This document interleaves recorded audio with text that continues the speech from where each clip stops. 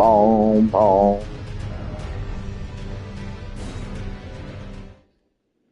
All right, welcome back to Elden Ring. Here we go.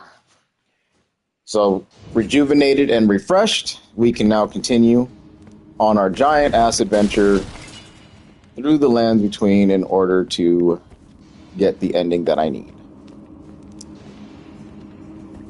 So right now we are in the Limgrave Tunnels. Yesterday I was explaining about how to pinpoint your map and things that you might want to look for while you're doing this. And one of the most important features about this game is that you'll have like these little red tunnel looking things.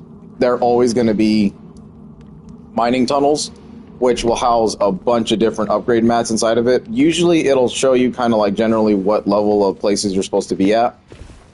So for this round, we're going to see a lot of smithing stone 1s and possibly a little bit of 2s. But these are always great. They do not ever reappear though, so you only get these one time.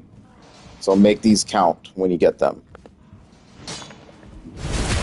These dudes are like made out of rock, so unless you have a blunt weapon, we're not really going to like break through them easily. So our sword build here is probably going to struggle inside the tunnels. These guys are a little bit more difficult.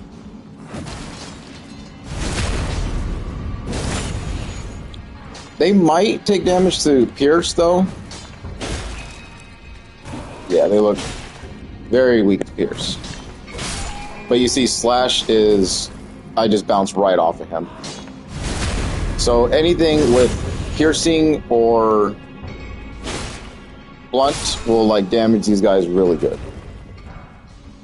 And that was actually a rare drop from these guys. I never really get those. So smithing stones, you can farm like a bunch of the early enemies for those things, as you've seen through most of the playthrough so far.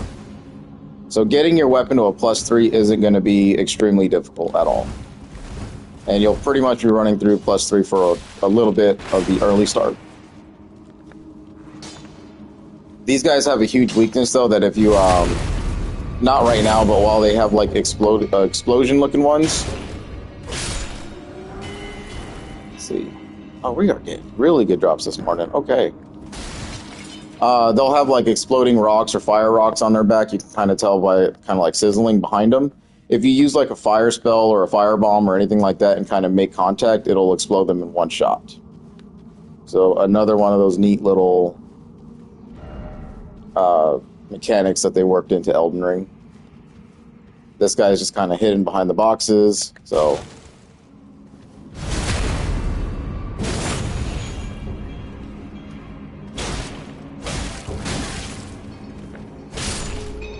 Honestly thought that would kill them, but it didn't.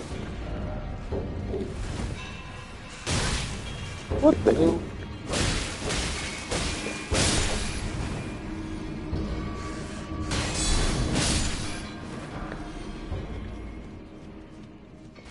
So one minor complaint I have about rats is, I don't know why, ever since DS1, they decided to make them not that much like of a dangerous enemy. Because in Dark Souls 1, these things used to poison you very quickly, and when you were envenomated, I mean, it was like one of the hardest things to get rid of in the early games. So, why they did away with that, I have no idea. Pretty much all the rats were just kind of, you know, health chippers is what I call them. They just kind of poke behind dogs, and rats like that are just to kind of block with your shield and then just, you know, counterattack as needed. Bloodborne is on a whole different level with this shit. You have to, like, kind of know the AI a little bit. Like I said, while you're running off of these, you always just generally want to check these bottom platforms. Make sure there's no rocks sticking out of the ground or anything like that. At the early game, elevator games is basically what it is. And then, like I said, for dogs, we're about to have our first iteration of them right here.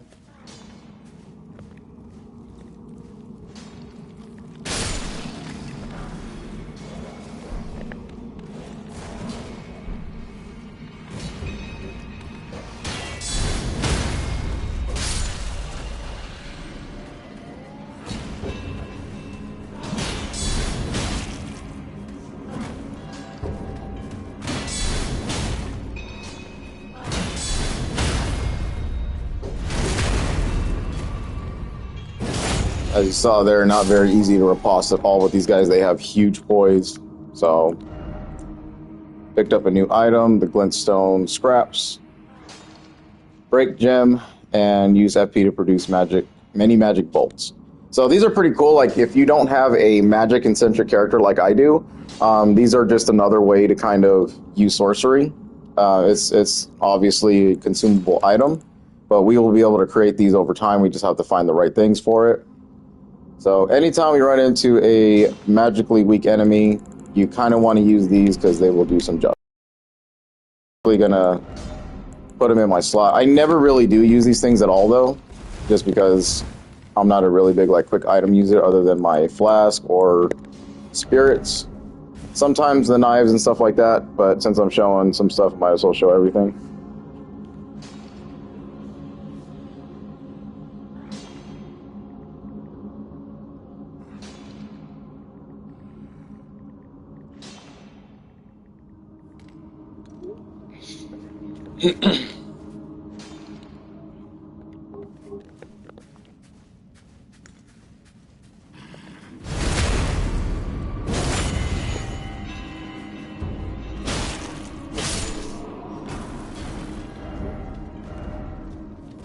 And if it wasn't apparent already, those yellow-like stones that stick out of the ground, these are smithing stones. They're always going to be smithing stones.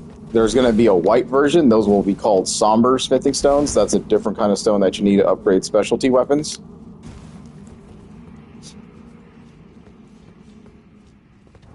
And then with that, I mean, you can already see we produced 10 stones really quickly here. I'll be able to get the Lord's March Sword up to a +3 now. And then you'll be kind of lost, like, what the hell am I supposed to do? Every time you run into a problem like this, just kind of check around the map, and you'll see, like, there's a little drop right there. This little elevator games here and there, some people will give you messages, kind of say, like, hey, right here, or whatever, you know, just kind of be observant. Well done. Very good. This section is going to be really tough, because there's a bunch of these dudes. One's patrolling, one's right here. This guy has like a little lantern of flame.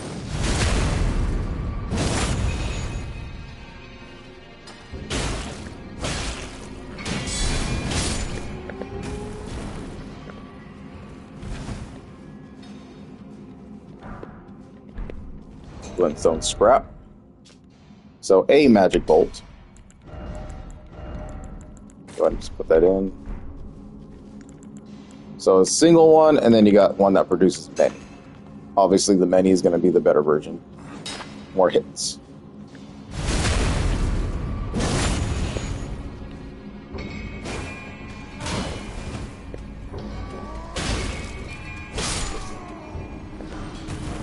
Jump attacks are very good against these guys too. It'll poise break them just a little bit, so you can get in some good hits. But essentially, Pierce and Blunt are what, like, the two main things you need for these guys.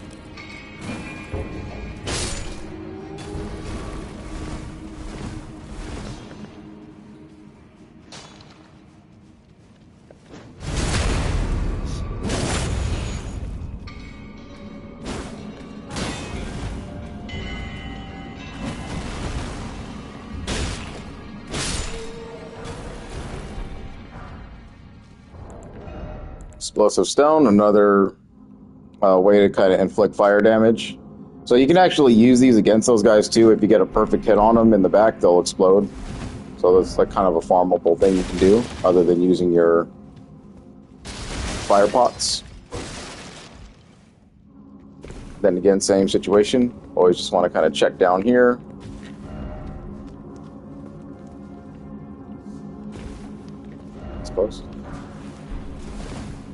And then here's an instance of a white version of the stone. So that'll be our first somber smithing stone. These upgrade specialty weapons. You only need one of each of these types of things in order to upgrade a weapon to plus 10. It's the highest they'll go. They are, for the most part, not really that rare. It's the ones that are much later that are kind of rare. But if you just do general world exploration, you'll have them in no time. And you'll have a infinite way of getting them pretty much by endgame. So feel free to use all your stones on anything you want. The game gives you like hundreds of weapons to use. All you got to do is just kind of figure out one that you really like, kind of go with it. But you will, over time, end up having a way to infinitely buy these types of stones and everything pretty much by the end game, like I said. The only stones that I would recommend against using kind of, heavily is the plus 10 and plus 25 versions, because those are limited for each game cycle.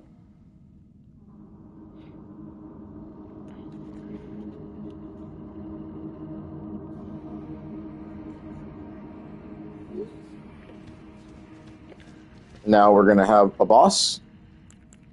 The wolves aren't going to last very long against this guy, but we'll go ahead and just kind of use it as a distraction.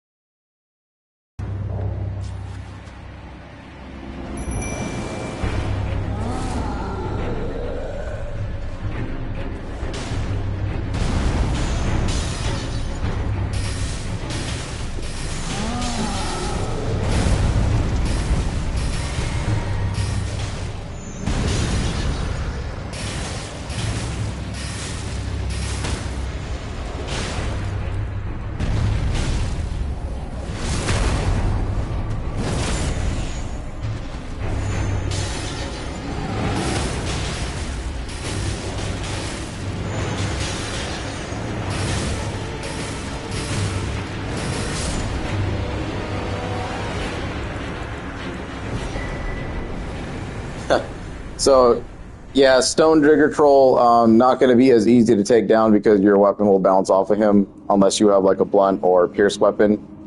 And he's just kind of a gimmick boss, to be honest. But if you just do what I did there, you saw that I used my phantoms as a distraction and just popped every single one of those little stones that I owned. I mean, we were able to take him down pretty quickly. So if you're a mage build, you'll eradicate that dude in like 4 swipes with your sorcery staff. It's really, really easy. And then he gave us a medallion. So we'll go ahead and read that. A bronze medallion depicting a roaring giant enhances roar and breath attacks. In ancient times, the giants were mortal enemies of the Erd Tree. Their bellowing roars desolated nature, triggered avalanches, and whipped up storms of flame. More world lore. So yeah, like I said, roar and breath attacks, pretty much it is what it does.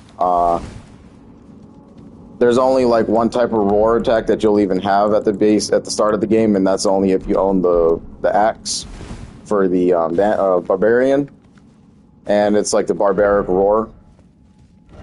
So if you have that as your main skill to use on your Ash of War, then you'll get an increase in damage with that medallion on, which is pretty significant.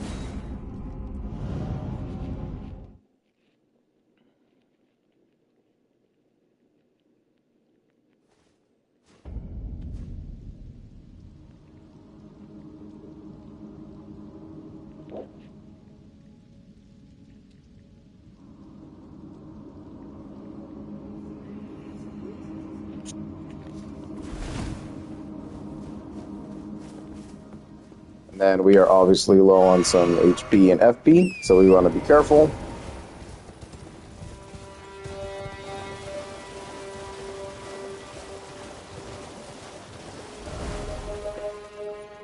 Then I set up all these points of interest. So we're going to go ahead and take a look at each spot. Underneath here is going to be a crab fight, so if you feel confident in taking one down, go ahead and do it. But there are some pretty cool flowers right there that are very rare to find. Get it come out, come on, dude.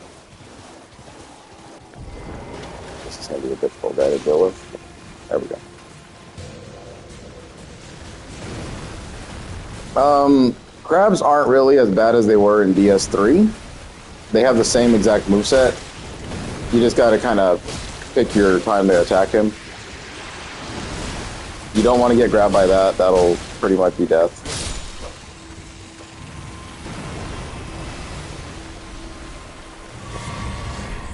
Strip of white flesh, new item. Just another crafting material so we can build stuff. Meat. And a lot of this meat stuff, like, don't sleep on this kind of shit, because if you're really, like, struggling with a certain boss or something like that, these can be the difference in how much damage you take and stuff like that. The meats will largely always boost your damage negations, so just another way to kind of deal with that stuff.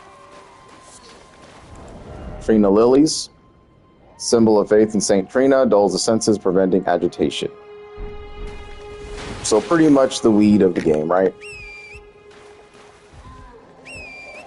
It's very useful too, by the way. Very, very useful.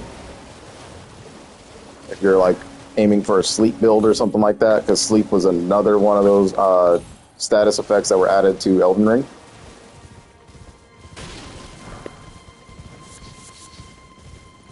I think we read about herbos already. Yeah, it's just a grass, you know. These poison pods are actually pretty cool. There is a very easy way to deal with these things that I never knew about until like my third playthrough of the game. And unfortunately, I don't have a way to do it. But if you poison them themselves, they'll actually start kind of like doing this explosion thing. And then once they pop, they'll start exploding the ones around them. And it's just a much easier way to kind of deal with them rather than just hacking at them. Because they are kind of HP buffs, so.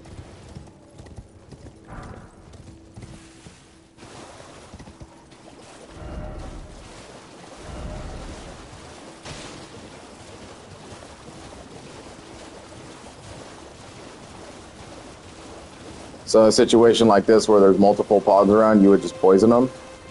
And then it'd make it easier to kind of get through them. But getting trapped in their clouds of poison is pretty punishing. Especially at this early stage where we like have no resistances.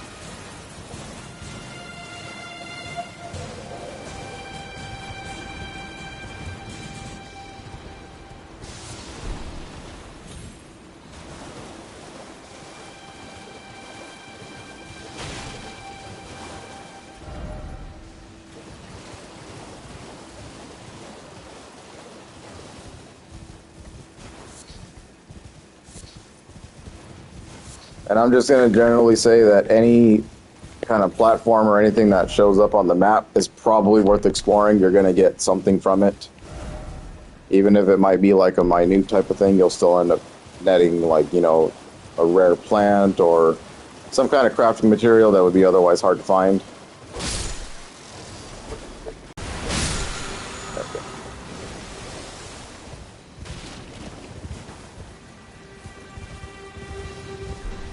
So the Ash of War and Sheath, that's usable on katanas only. The Samurai comes with that automatically, for obvious reasons. Just want to go ahead and get away from that. You don't want to deal with two of them at once. Could be detrimental.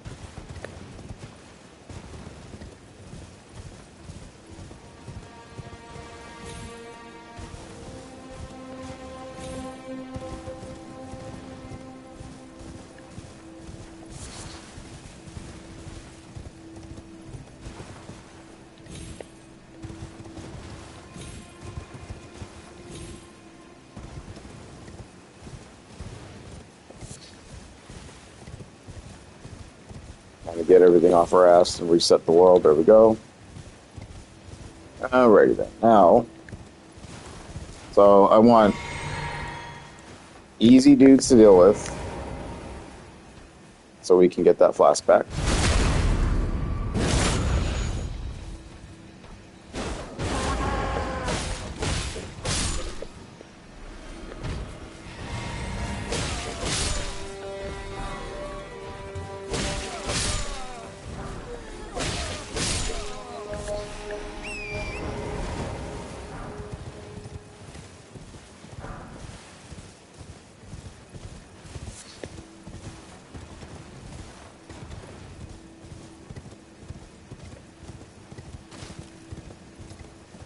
wanted to come up this way because there is a...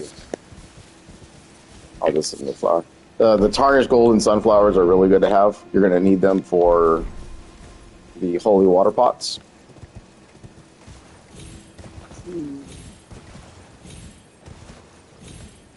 And then just around the world, you're going to have dudes that sit in chairs like this, and they'll usually have stones or something on them.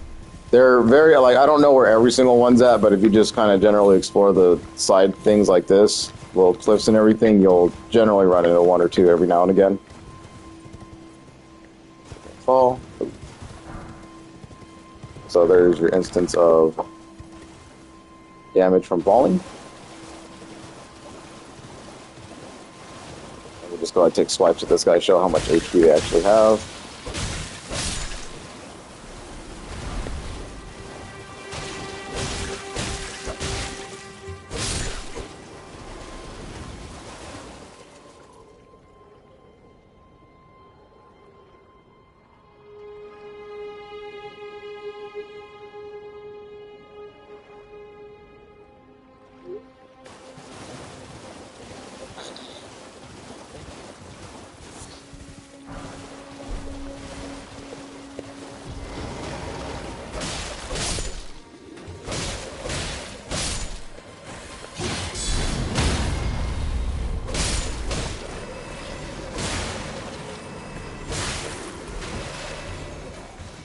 And just as you saw there, skeletons and undead enemies like that will require an additional hit to actually put down. So when they're glowing white like that, they're going to actually regenerate, so you got to take them down again. The only exception to this rule is if you use Holy on them.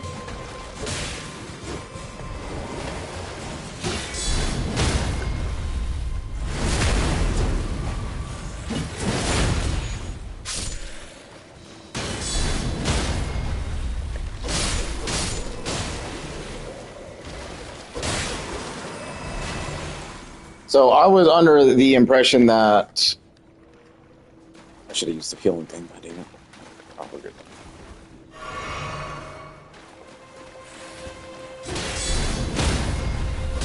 Finish that thought in a minute. Just gotta deal with these guys.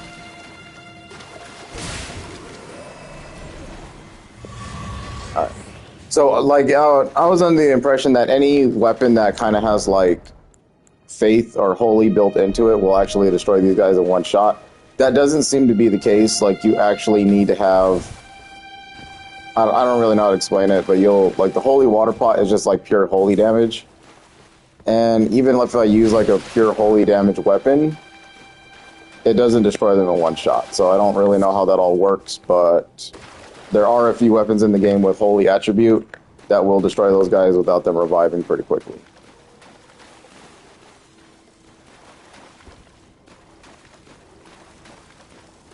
Usually they take notice. Okay.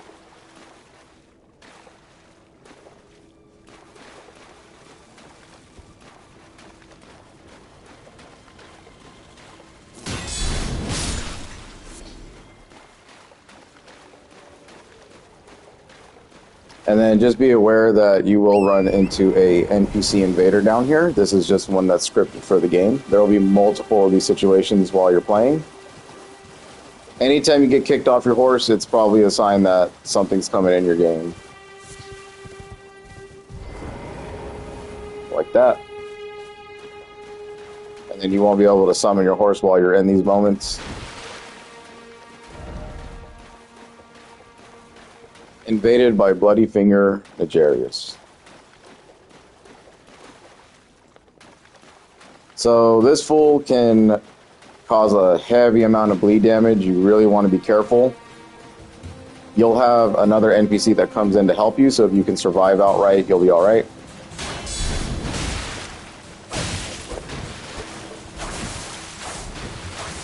Really want to watch those. Those will really build up your bleed meter. Yeah.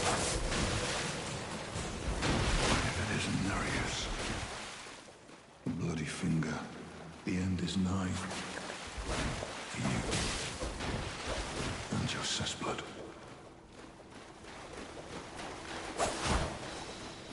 And you kind of want to run towards them, get some help going.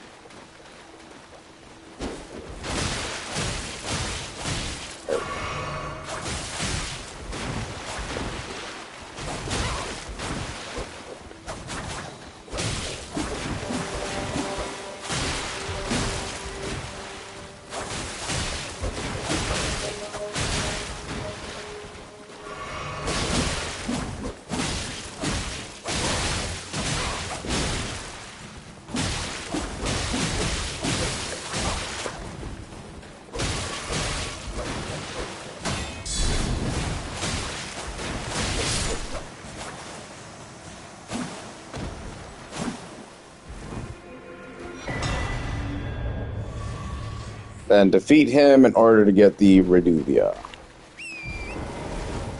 With his objective accomplished, Bloody Finger Hunter Yura has returned to his world. So some instances you will get NPC help like that. I think Yura is probably the only one that just kind of randomly shows up though. So the other ones you'll actually have to use their summon signs to get the help you need. But that encounter is really tough, especially if you have like no armor, no resistances on, because it'll take just a few pops from his Reduvia, and you will proc bleed or whatever, and you'll take a huge amount of damage, pretty much killing you. This is the Reduvia. It's a really great weapon for arcane users, clearly. Requires a heavy stat in arcane as it is at 13. Builds up blood loss. It's a dagger though, so how much use you can actually get out of that is up to you. But that little bloody slash thing that it was doing, like shooting the projectiles out, those are extremely powerful and like build up a blood meter really quickly. So anything that's large and can take blood damage, that thing is legit. So you can carry that thing into the end game. I've tried using it a handful of times, but daggers just don't have the kind of oomph behind them.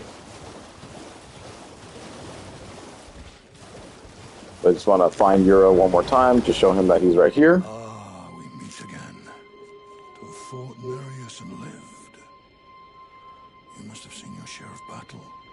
I am Yura, as you might recall. Hunter of bloody fingers, tarnished, held in thrall by cessblood. Zealots, who stalk their own. You stay the path. You're certain to face more of them. Just remember, no kinship with their ilk remains. Their madness precludes it.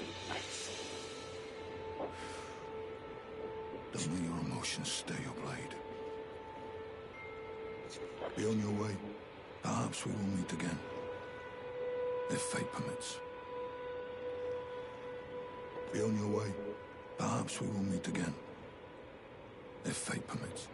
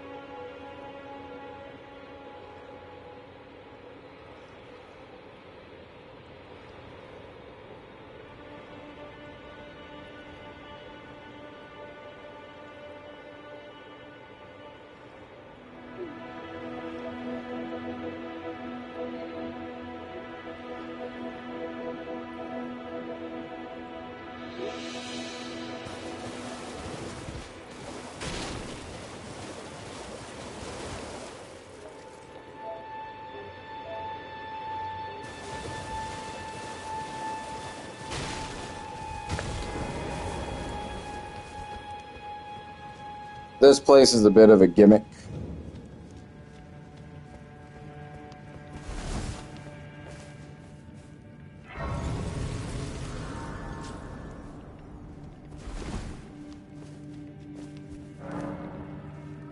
I would come in here at full HP if you can help it. Some pretty nasty enemies in here.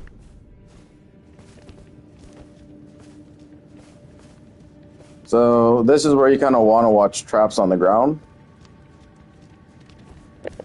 So we'll see this guy kind of come through.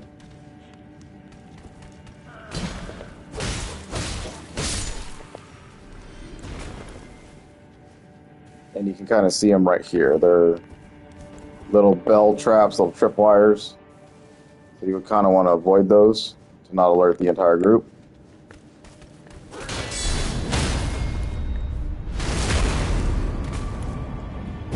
If you trip them, then a whole bunch of dudes will come running out of the cave, and then you'll have like 6 or 7 of these guys to deal with all at once.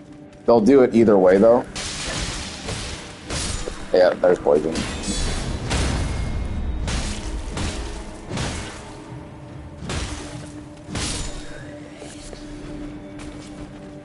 Love it.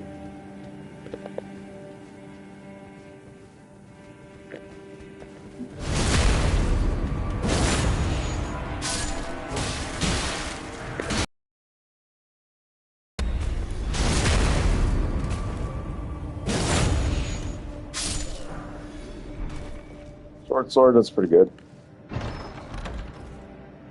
The ultimate troll. Equipment, the mushroom. One of these messages will probably say, why is it always mushroom? Same difference. Red explodey barrels, you could just kind of pop those with fire and it'll destroy a whole bunch of them down here. Now, I shouldn't need the other flask, but this guy can be, he kind of is like a little bit of a troll. We know him, we love him. This is going to be the Patches fight. So before you jump in there and you kill this guy, just keep in mind that if you do kill him, you'll end his quest line immediately. We don't want to do that. We actually want to keep Patches alive because he is very useful for gaining an item later on for another side quest that we'll be doing, and we're going to see him throughout the entire game. But if you kill him now, that's it. You won't see Patches anymore, and you'll lose out on a bunch of different stuff. He has one attack that's kind of very annoying to deal with, which is like a super kick. And the super kick will immediately put you in a riposte position, so he'll come over to you and stab you, and that usually results in a one-hit KO.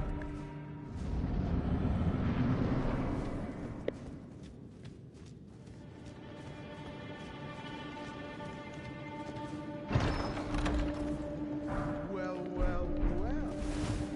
Oh, you just help yourself to a man's personal belongings, huh? You scheming little thief. The gods demand repentance. Cough up your coin. All of it.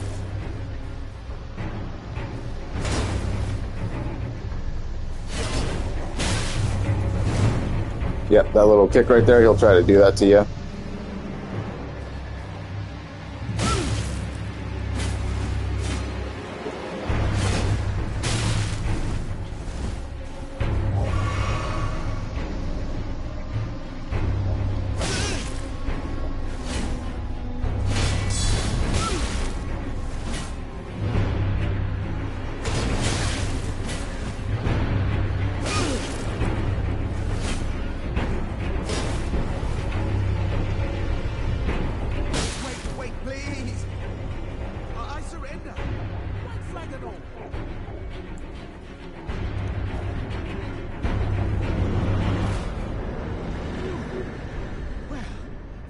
Come round, have you?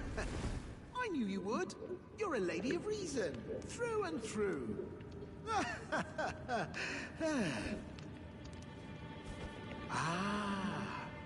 Well, what do you know? You're tarnished, like me. Now, how did I get that wrong? I took you for a demi-human or some such. Well, an innocent mistake, I assure you. Well, water under the bridge. Now we're squared up. How about we play nice from now on? A true lady of reason. Just what I like about you. I'm Patches. Patches the untethered. Tarnished like you, only free-spirited. Nomadic, you might say. Only for now, those retired soldiers turned bandits. They're paying for my gruel. In exchange for my, well, showing them the ropes. But honestly, this looting racket is bloody terrifying. Frankly, I'm ready to wash my hands clean. Maybe set up a legitimate shop. So don't be a stranger. I'll be ready to wheel and deal come next time. Don't forget to pop back for another visit, friend. I'll be ready to wheel and deal come next time. Don't forget, I'll be ready to wheel... Okay. So, Patches is free. Like I said, if you decide to keep that battle going, you will lock yourself into killing him, and you don't want to do that. At least not in the first run. So, went ahead and got ourselves some new clothes, which suck, and then the short sword. Short sword is exactly what it says it is. It's a short sword. So, shorter reach, a little bit lighter weight. Swing's just the same. So if you have a use for that, you can go ahead and use that. Still a very good weapon, in my opinion. I think if you just know how to use every weapon, they all can be really good. I'll go ahead and take a rest. And there's a giant reason why I'm not using my points to level up because we actually need a lot of these early game runes to buy stuff to set us up for like success in the future. There will be a lot of time and a lot of runes gained throughout the game, so using them now to level up is, you know, not really recommended unless you're really struggling with things, but this setup right now is pretty good. It's very survivable for the first part of Limgrave, in my opinion. Then we want to get him to come over again.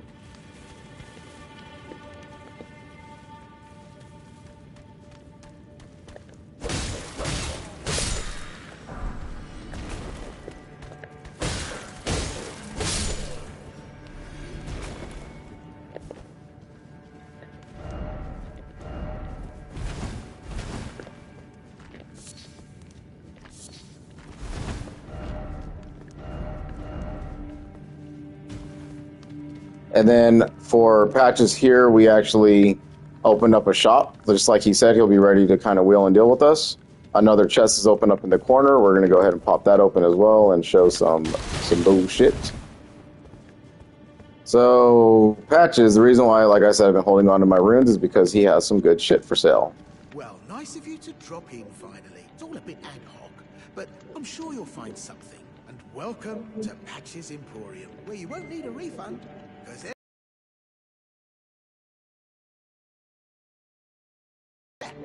I had those bandits make a clean break. Now they're all suppliers, and good ones at that. I mean, they don't understand a word I'm saying, but it hardly matters. We have a natural connection. They're all foot soldiers, survivors of a defeated army, worked to the bone by their high and mighty lord, only to be thrown out with the rubbish. It's the same old story everywhere I go. To hell with it all.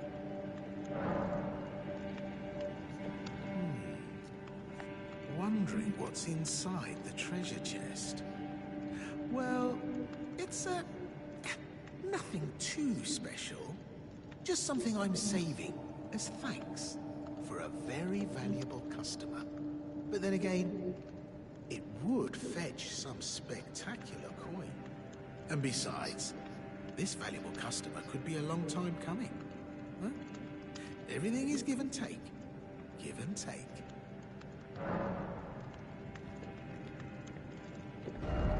Alright, so we look at Patches and his equipment that he sells here. We have some pretty cool things on sale.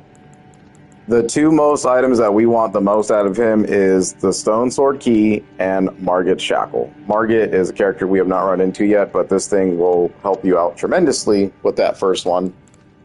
And then you kind of want to buy the cookbook as well, because it's the Missionary's Cookbook number 2. This will allow us to pick up Script Stones, Grace Mimics, and the Gold Pickled Foul Foot for more runes gained.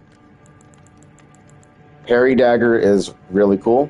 If you're into parrying and stuff like that, this thing can, you know, act as your offhand weapon instead of a shield.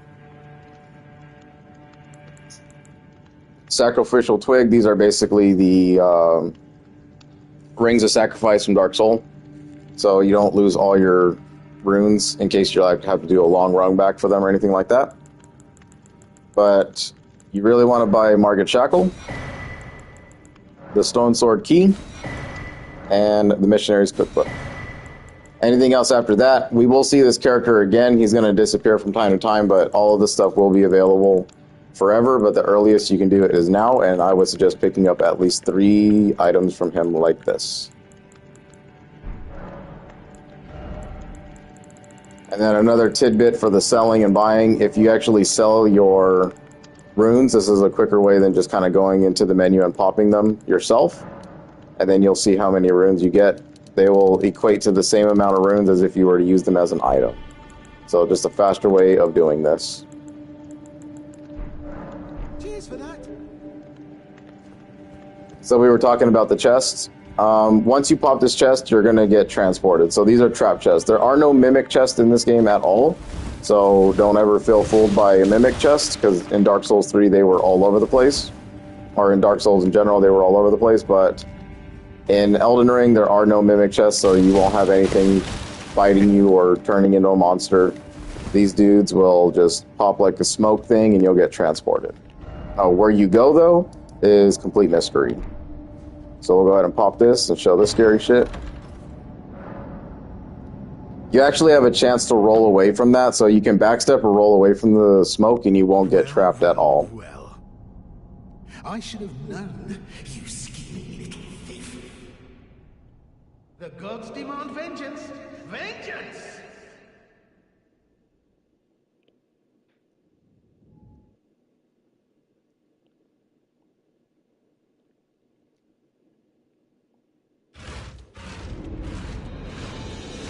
Well, obviously Patches is setting himself up to be a character that we cannot trust at all.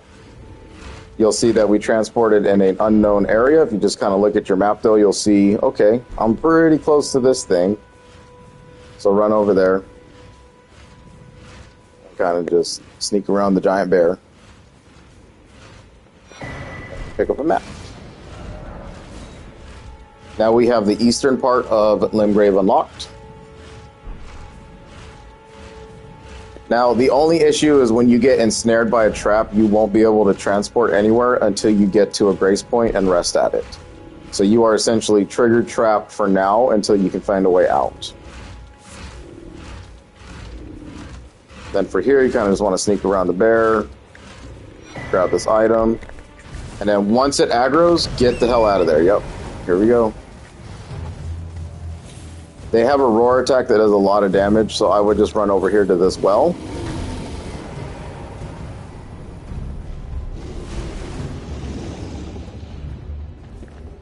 Kind of just hide. Then while he's doing all that, we will go ahead and take a look at our new stuff. So now we have 3 keys. So if you want to use the 2 keys at the bottom of the very beginning area in order to go through that little dungeon, go ahead and do it. We have the Missionary's Cookbook number 2, new map, and Nomadic's Cookbook number 4. So now we can make fetid pots and roped fetid pots. What are those? That would be your poison stuff. So while you use this, though, you will also build up poison damage on yourself. So just keep that in mind, but this is what you use the gold tinge excrement for. And the mushrooms. So if you want to poison something, go ahead and use that. But like I said, you will carry poison damage on yourself as well. We are going to go down here for sure, but not yet. Too early.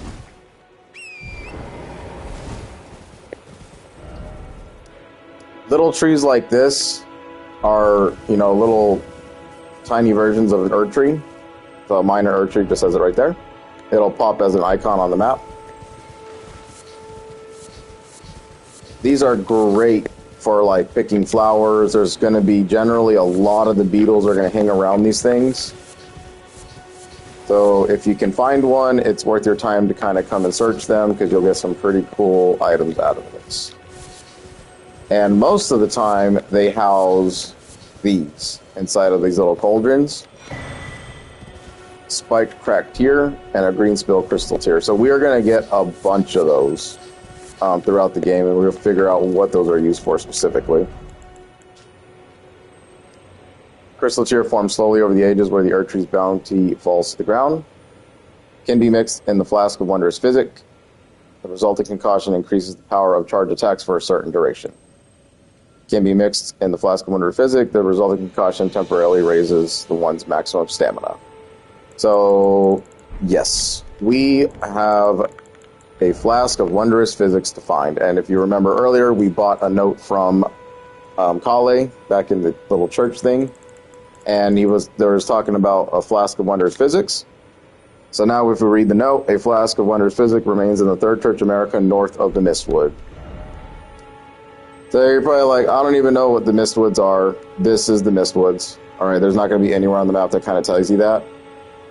Except for like maybe right here. And then if you kind of look and you say a church north of the Mistwoods. So Mistwoods, and then you kind of look up. And you're like, I don't know what a church looks like in this game yet. So we kind of just want to put markers down and explore everything we can, right? So more like a little backtrack right here. Continue to grab all these, gonna need them. And at this point, I would say if you can afford it, make some holy pots. I would just put every pot that you own right now into that. and put it in your inventory. Because early game pots, and I mean, they even carry you in late game, but the early game pots are very needed. So you can deal with skeletons once we start going down in their catacombs.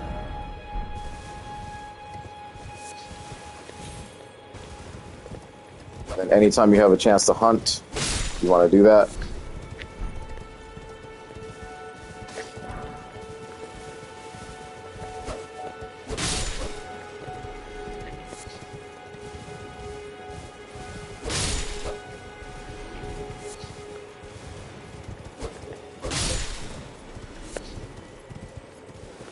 Just kind of pick up stuff, you know.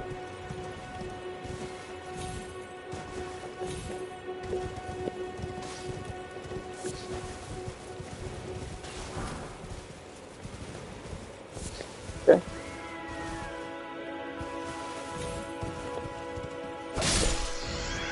Those little lantern things right there, we'll get to those when we get to those, but not right now. They just kind of show where hidden places are at and stuff like that around the map.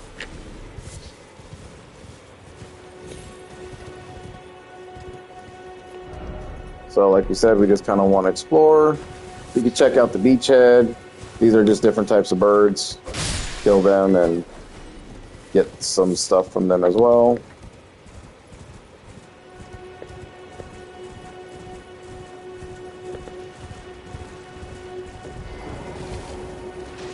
I think crabs are just easier to fight on foot.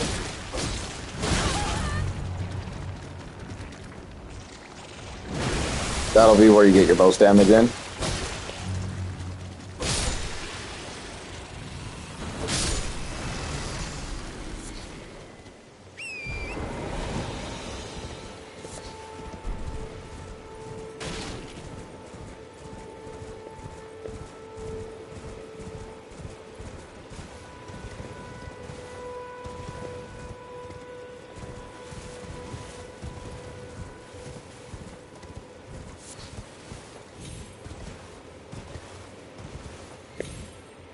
So we don't want to run too far. We got to check everything out that we marked.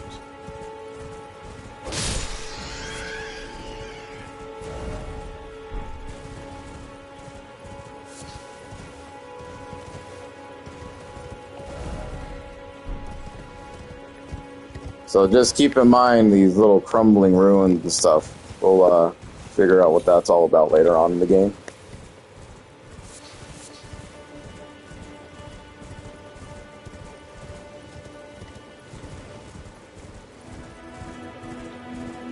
Just make little side runs around here. Make sure there's nothing there.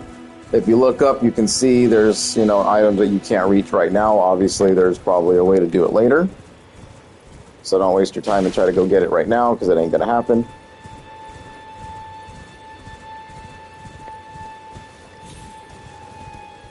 It's always fun to play with, like, Torrent's jump ability, though, because he can reach places that you wouldn't normally think he could.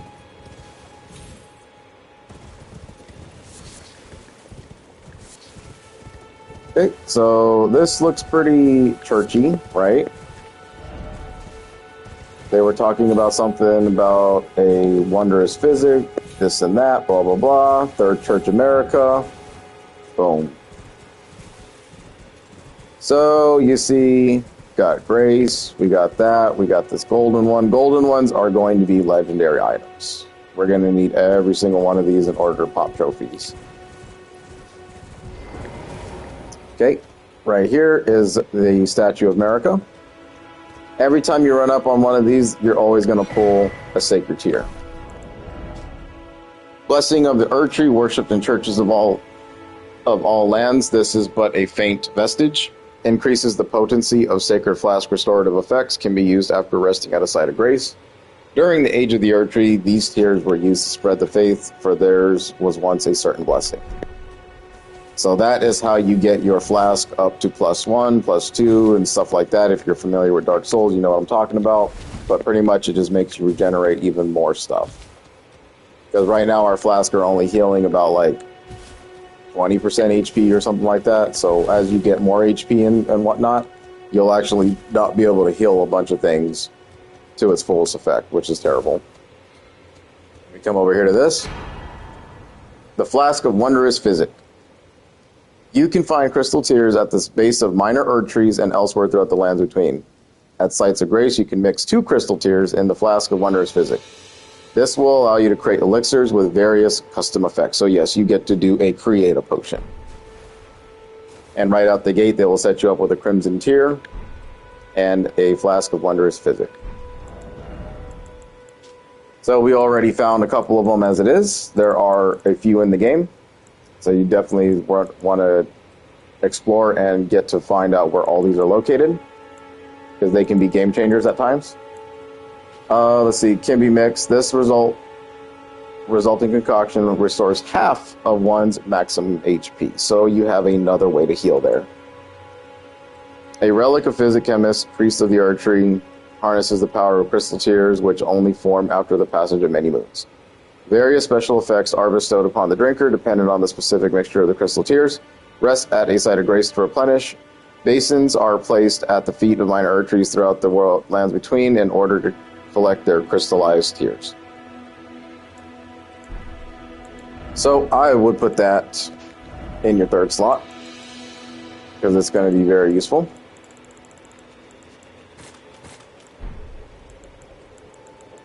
And then, I don't know why that's in there. Whatever ashes you're using, probably at the 4th slot. And then boom. So right now, the flask has no effects to it.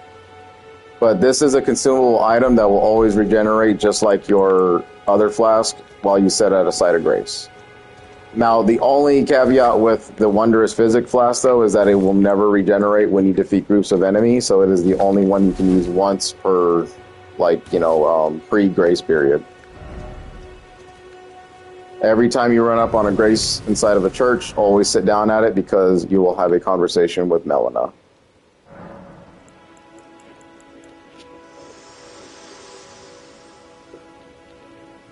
Spoken echoes linger here, words of Queen Marika, who vanished long ago. If you wish, I will share them with you. Go ahead and say you're interested. Very well. In Marika's own words, my lord, and thy warriors, I divest each of thee of thy grace. With thine eyes dimmed, ye will be driven from the lands between. Ye will wage war in a land afar, where ye will live and die. Well, perhaps that might serve you in lieu of a maiden's guidance.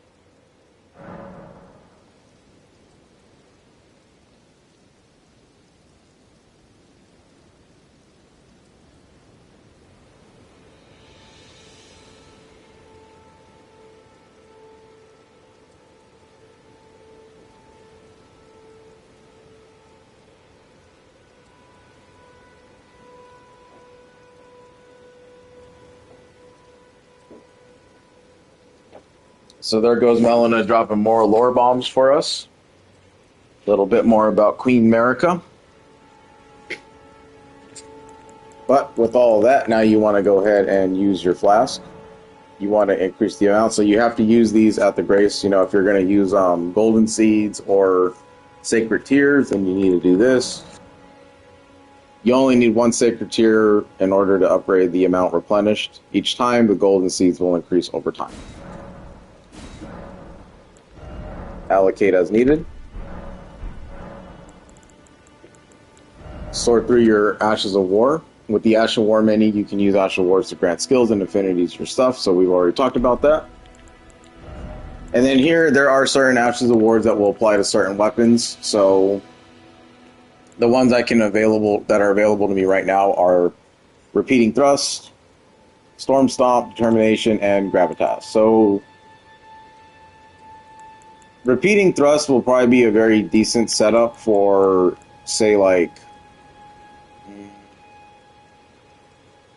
proccing a certain element on a fiend or whatever. So you want to apply bleed or poison, it does a multiple hit type of thing. Determination is powering up your next attack, and then Storm Stomp, you just kind of do like this pretty giant stomp that creates like a little storm thing around you. Pretty damaging, actually, so it's really nice. A lot of these Ashes of War are very good and can carry you all the way through endgame.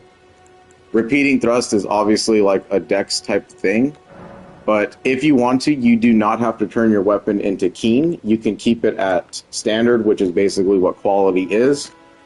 Keen is just, another word for dexterity, so if we want it to be, you can see right there where it's the dex is going from a D to a C, and the D to the E for strength, it's basically turning this weapon into a dexterity weapon, which we're not going for. We're going for a quality build, so we want to keep it standard. Change that out. And if you want to put the other thing back in there, you can. All you have to do is just kind of, take this thing off, and then you can undo the enchantment, and then you'll get your square off. Will come back. So whatever the weapon originally came with will come back, unless you have it available in another slot. So now we have Repeating Thrust, Parry, and Torch Attack. And like I said before, you can sort your chest if you know that it's getting overdone. Go ahead and show this off real quick.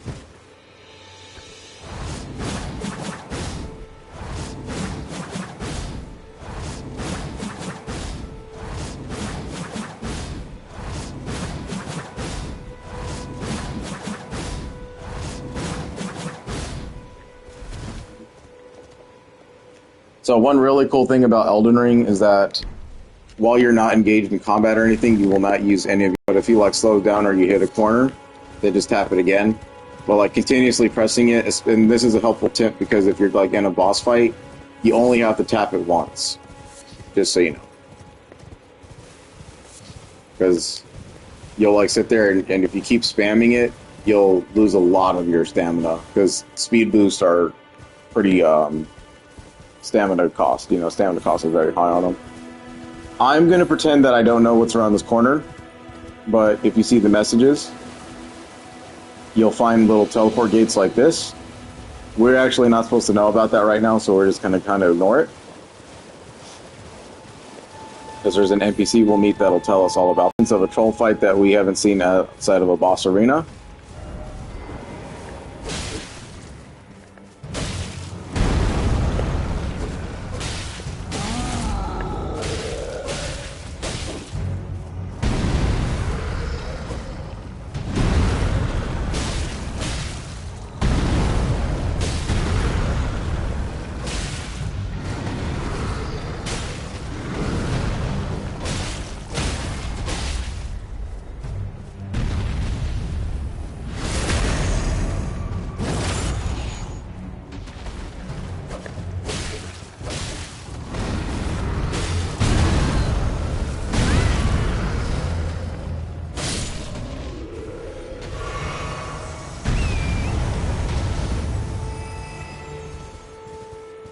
Those dudes are always worth 1,000 runes, so if you can get pretty good at fighting them, you'll see a bunch of them at some point, and you can just farm the shit out of them for some pretty good runes.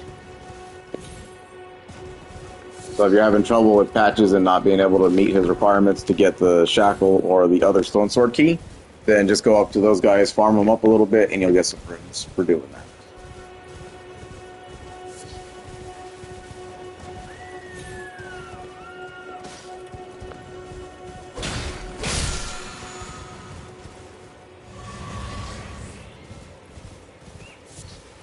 This can be a bit of a difficult run right here. Usually I never approach it from this way because I'll actually come down these little tombstones.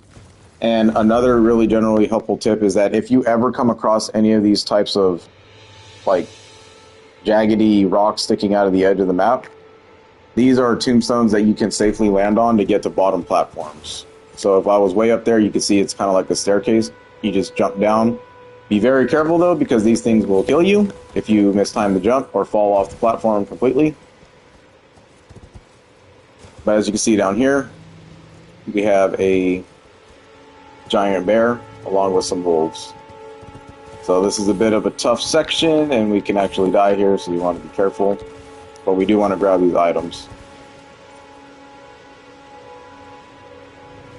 You want to be quick.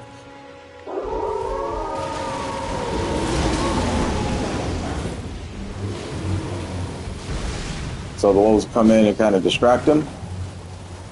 Now, we saw his eyes glowing yellow. That means that that enemy has increased rune count to it.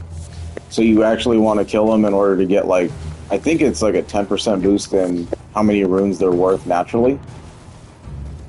Just kind of watch the battle play out so you'll get credit for the runes that he's going to do, because he's going to kill all the wolves. The wolves aren't going to lose, or aren't going to beat that thing.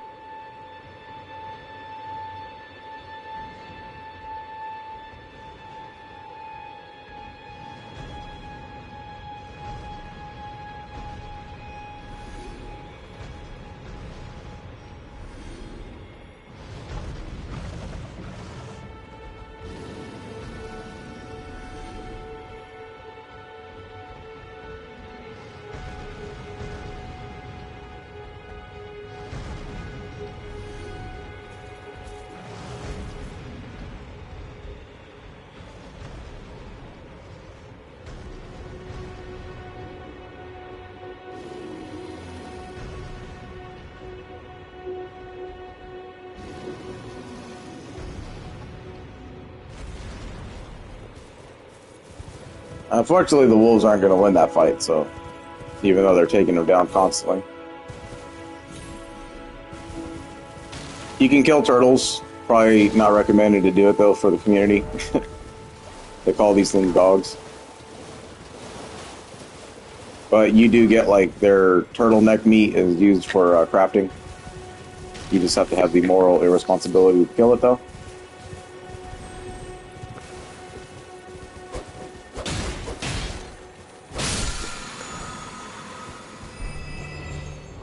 So, Sacred Blade is one of these our Ashes of War that will actually turn our weapon into a golden blade, which will give it the sacred stuff, and that's what I'm talking about. So, like, Faith, even though it like has holy damage or whatever, it needs to be glowing like, you know, like a holy color, so yellow, gold, whatever, in order to kill undead enemies in one shot. So this is just the way to do it. Sacred Blade grants armaments, attack holy essence, and fires off golden blade projectiles. The armament retains its holy essence for a while. So this thing is actually really cool. I like it a lot. I used it in the other build for like a good majority of the early game, and then it just kind of deviated off.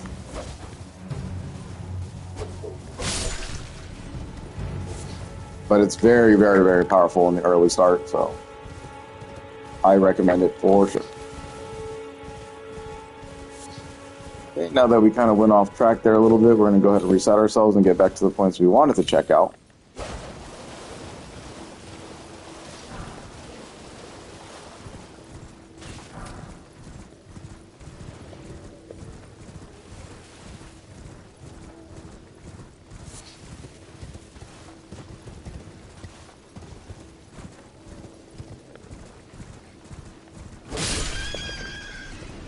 A lot of boars just hanging out here, so go ahead and deal with them.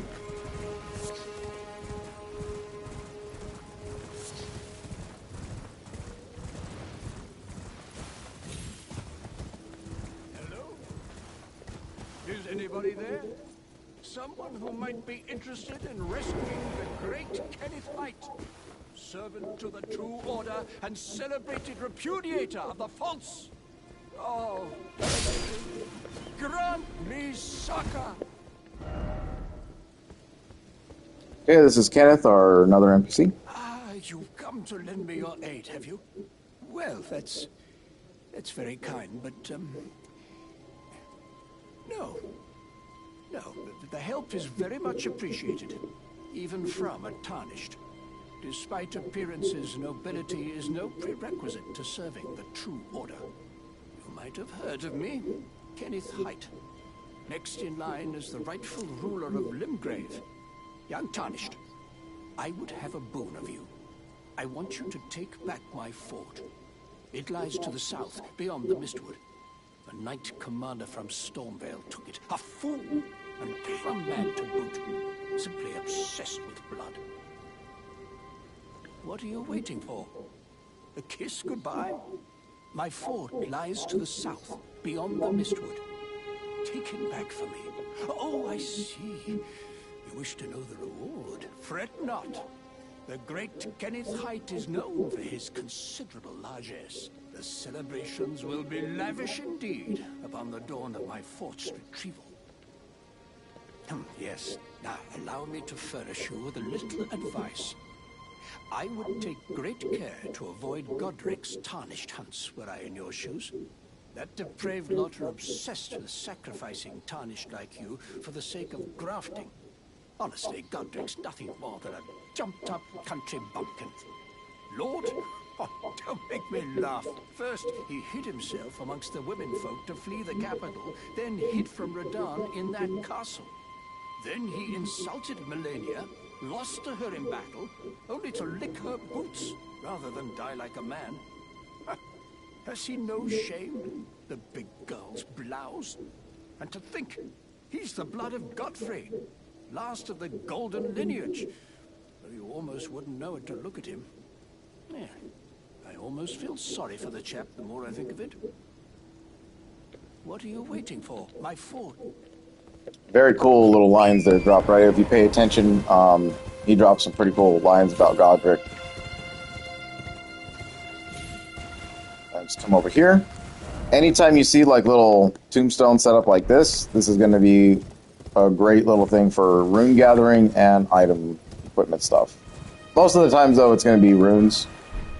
So we got our first instance of a golden rune 6, which is pretty high. And you just kind of run up on these things. I think it's easier to traverse it through a horse.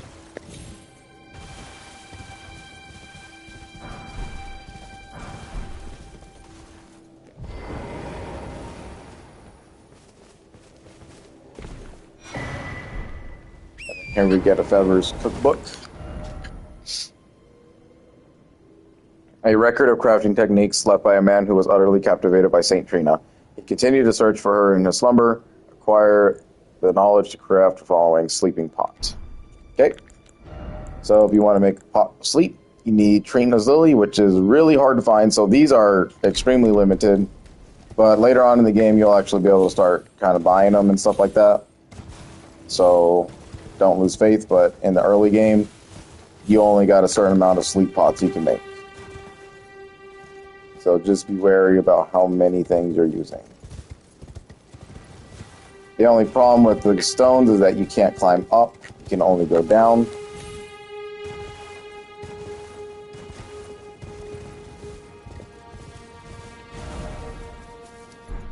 Then we'll continue to do a little backtrek here.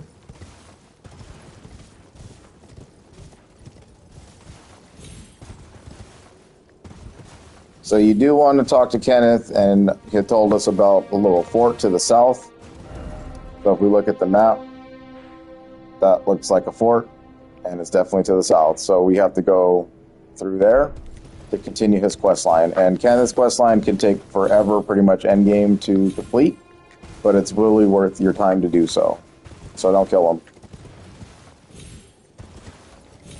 Up to you if you want to take on the demi-humans down here.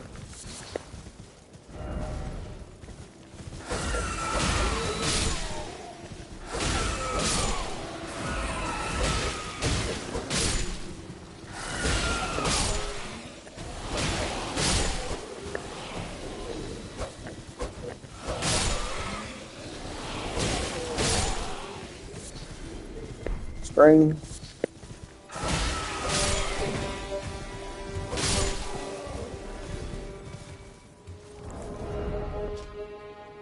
So spring, obviously, to make the roped equipment.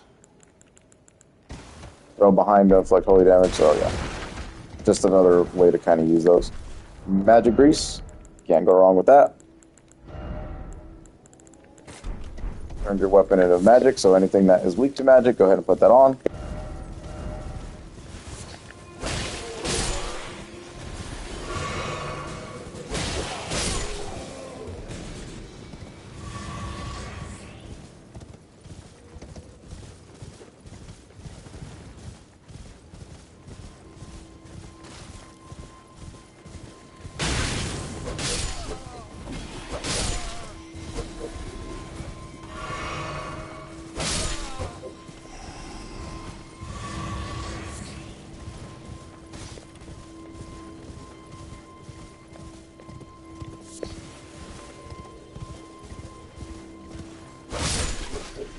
Those are just bigger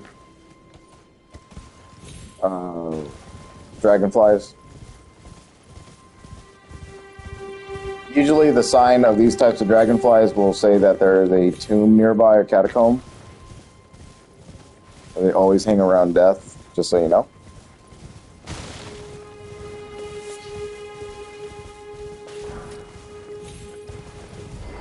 So here we found Grace.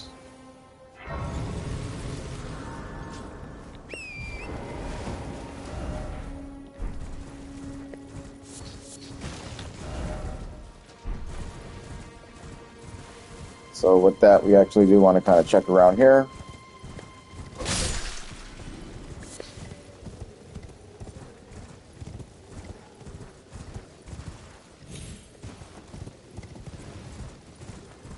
As you see, nothing really to show for, so just keep moving.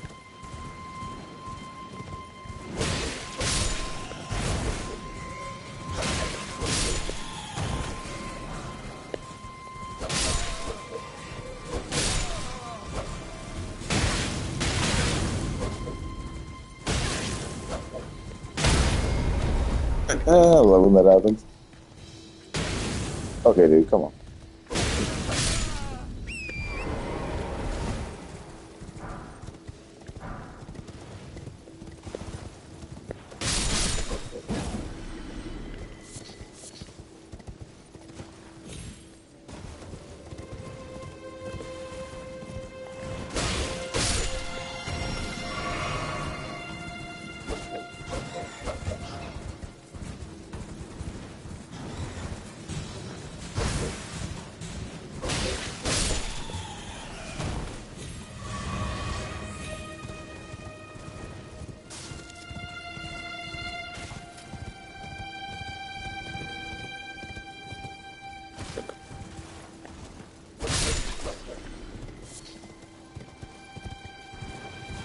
The great heads are great as well to use for item crafting, so they're worth your time to kind of pick apart once you find a way to do it.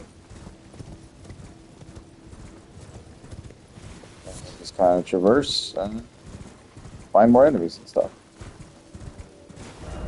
Beautiful. I would take out the mage and the guy with the flames.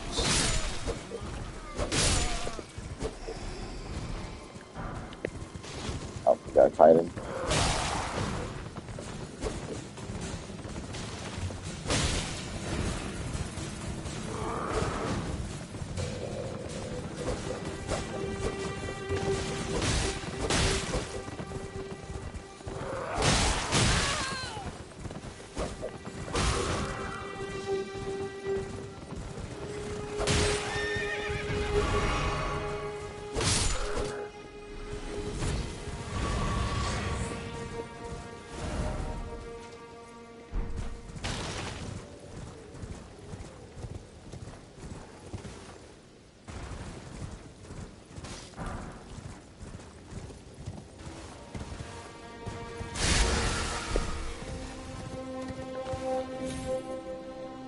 Starting to see the pattern, right? Like, it's just you search stuff and then you get stuff. Like, it's Elden Ring to its finest. Sometimes those dudes like to roll off the edge, so you kind of want to pick them up beforehand.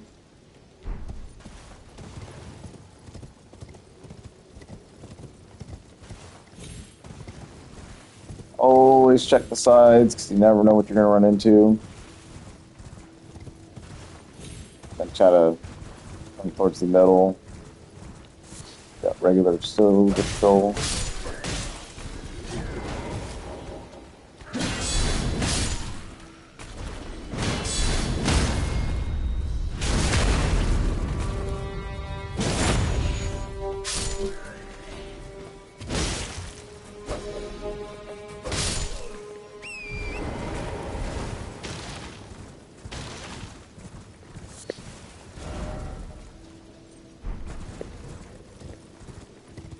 Then we've already.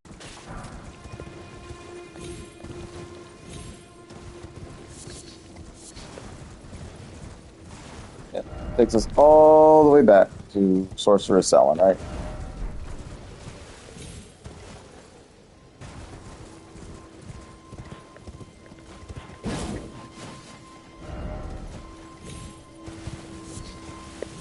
I would disparage that message. Someone's trying to be funny and take away our true dogs.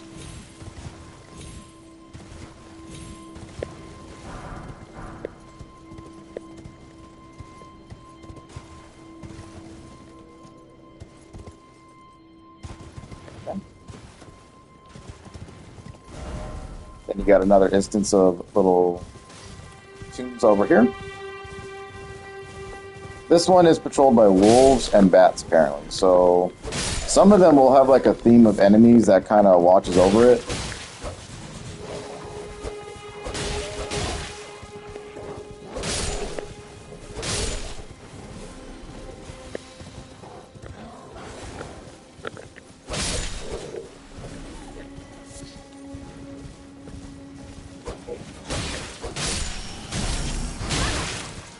I hate when they get the drop on me.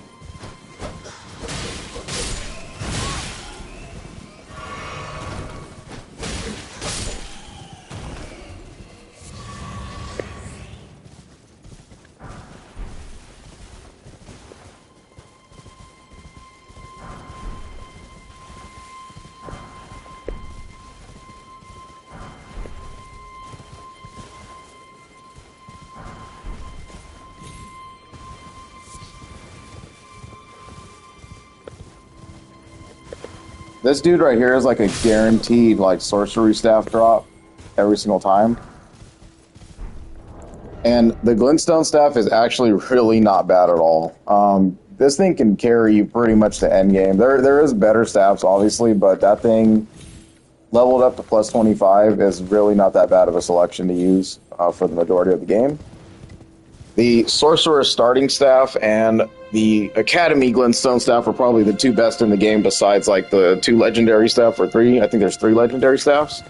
But they all kind of do like their own little thing where it's like it uses more FP to kind of use more damage or, you know, such and such like that. So those ones don't give you any kind of debuffs while you use it. So in my opinion, I think they're just better. Because anytime you get debuffed, it's kind of just, you know, a niche type of scenario to use them. Okay. So then we just keep doing our little round robin around here.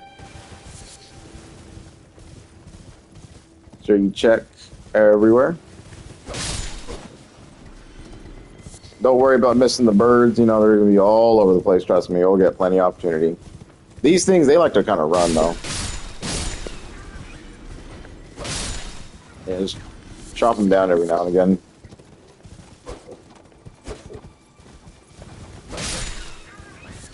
Grab you some easy bones.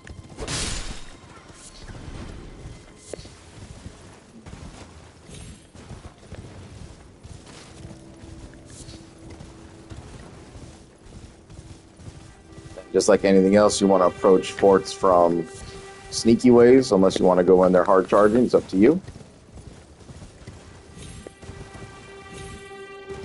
I would say that this is where the game's the most fun, is when you can approach scenarios any way you want. You can memorize sorceries and incantation at sites. You must have a staff equipped. Okay, so they're basically just telling us a tutorial about stuff we already did. Yeah, the sorcerers are very accurate. They're kind of annoying to deal with, so we'll read that after all this is done.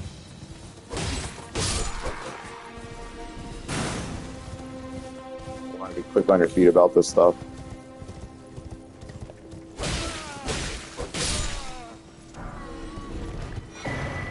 We got our first scroll. Let's clear out this base before we continue.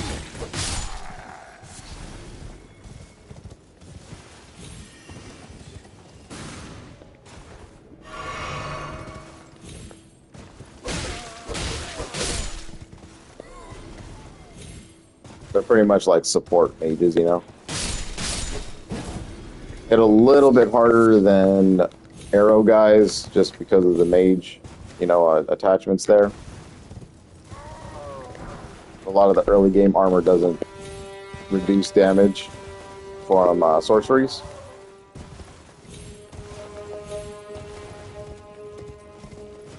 I guess I just kind of skirt the edges here.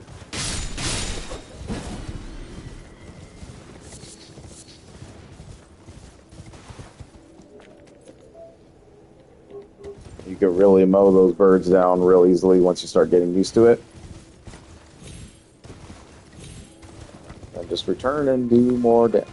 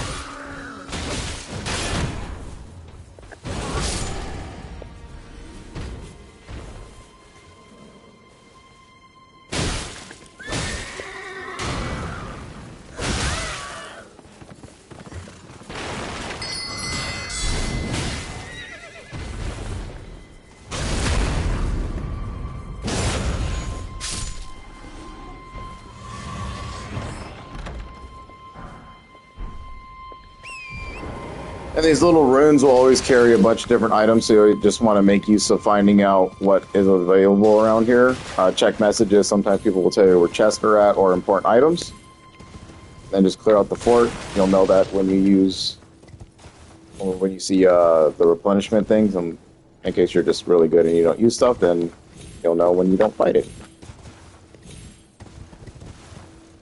Okie doke.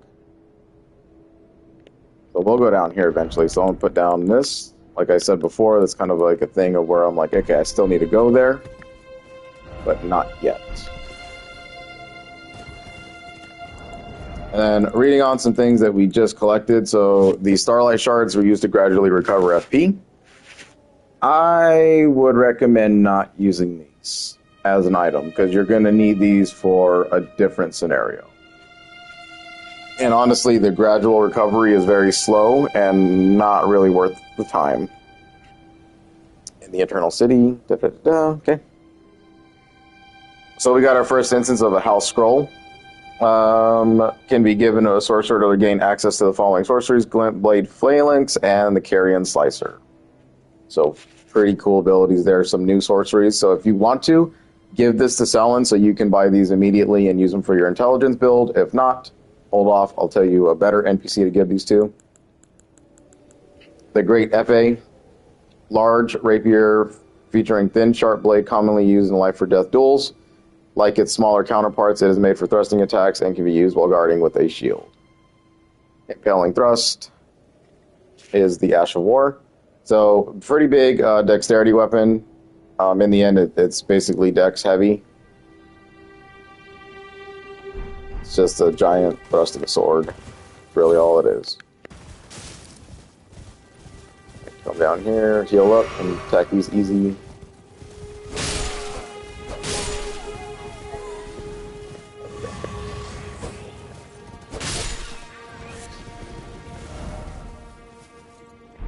Now we want to go down here.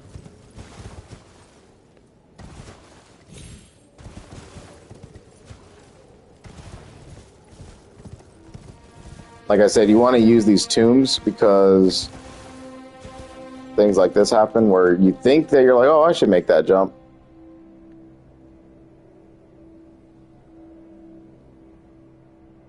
And then, boom, they're dead. So he didn't make it. So falls about this height is where you'll survive.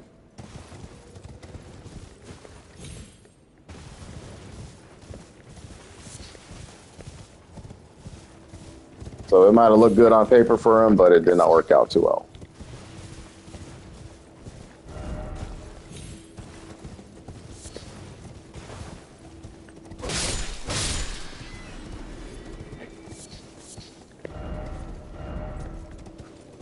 everybody likes to send messages on the side of the lakes and stuff because that's, you know, obviously a pretty view.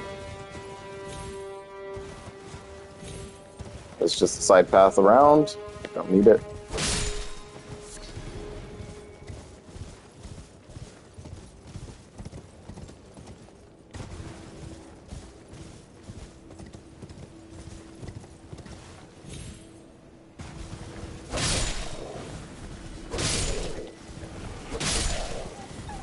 Just some wolves to deal with here. But we got another little grave site to kind of pillage.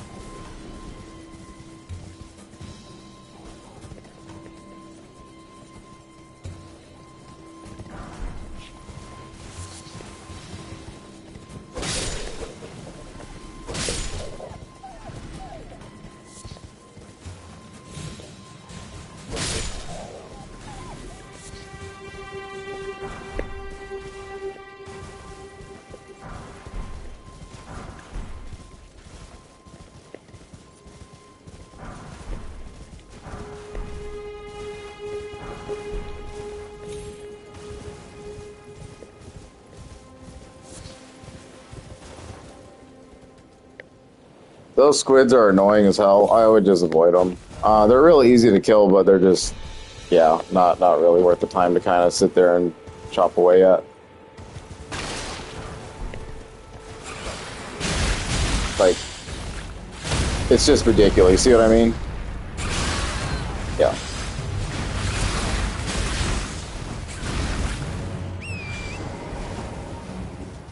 And if that thing wants to, I mean, it could outright kill us. So,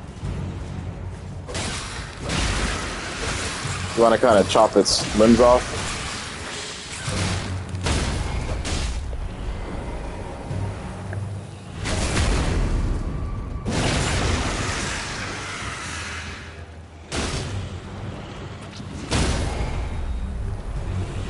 They have shit for boys.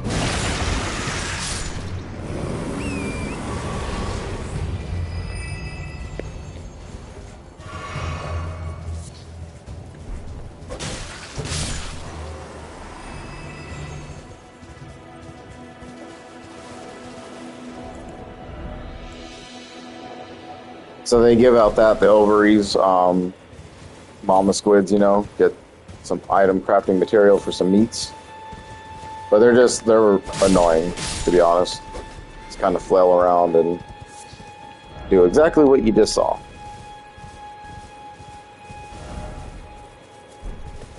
So we actually want to come back to there. Not right now.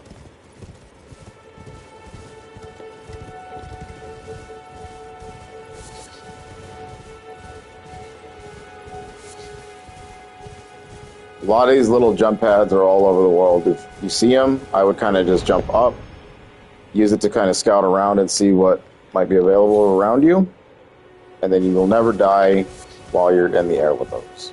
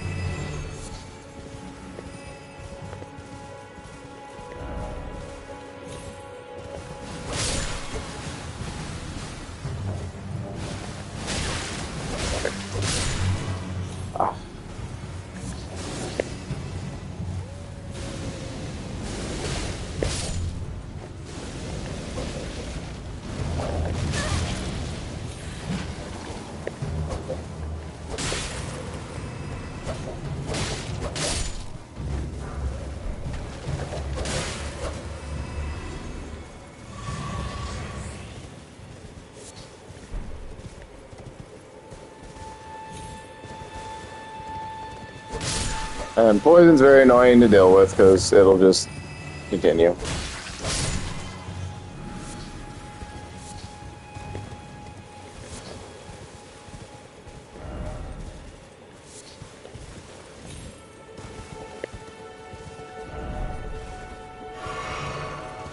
You don't want to make a large run and lose a lot of runes, then put one of those on and it'll get destroyed if you die again in the process, but saves the runes that you're going after.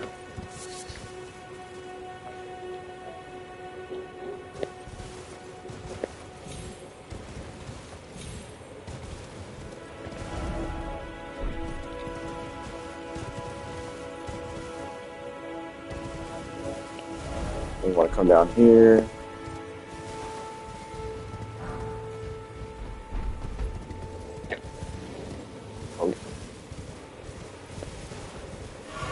Definitely don't want to antagonize the rune bears.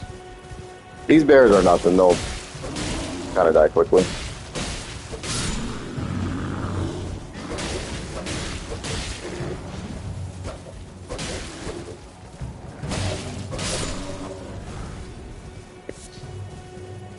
I don't know if there's AI or what, but I've never been hit by those before, so... To get you an early Falchion, kind of sitting out here in the woods. Really want to be careful of the bear.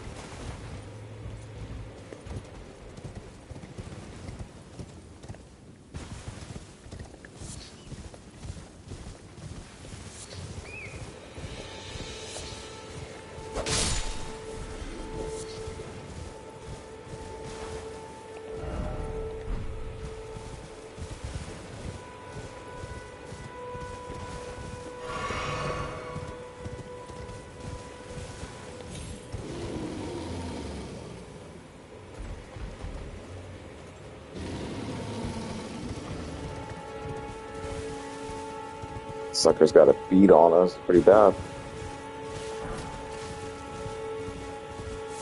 Try to pass through.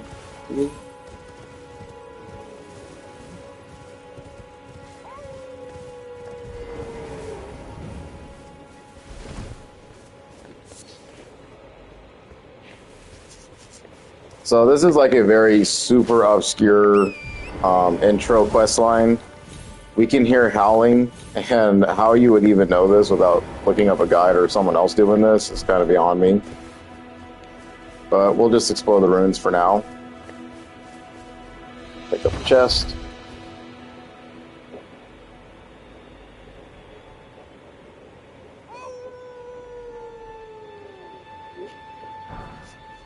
Four new smithing stones. So you see we got a giant problem in front of us.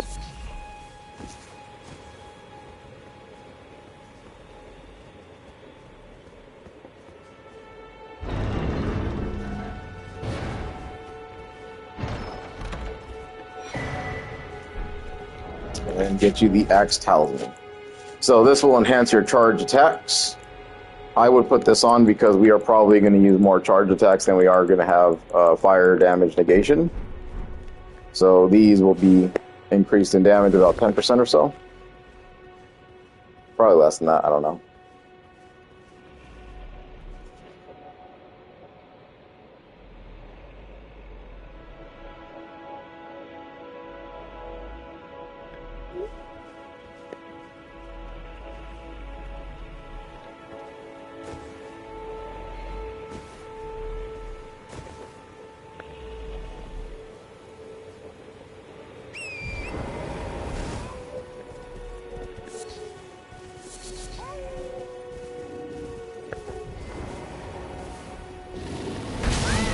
I did not want that to happen.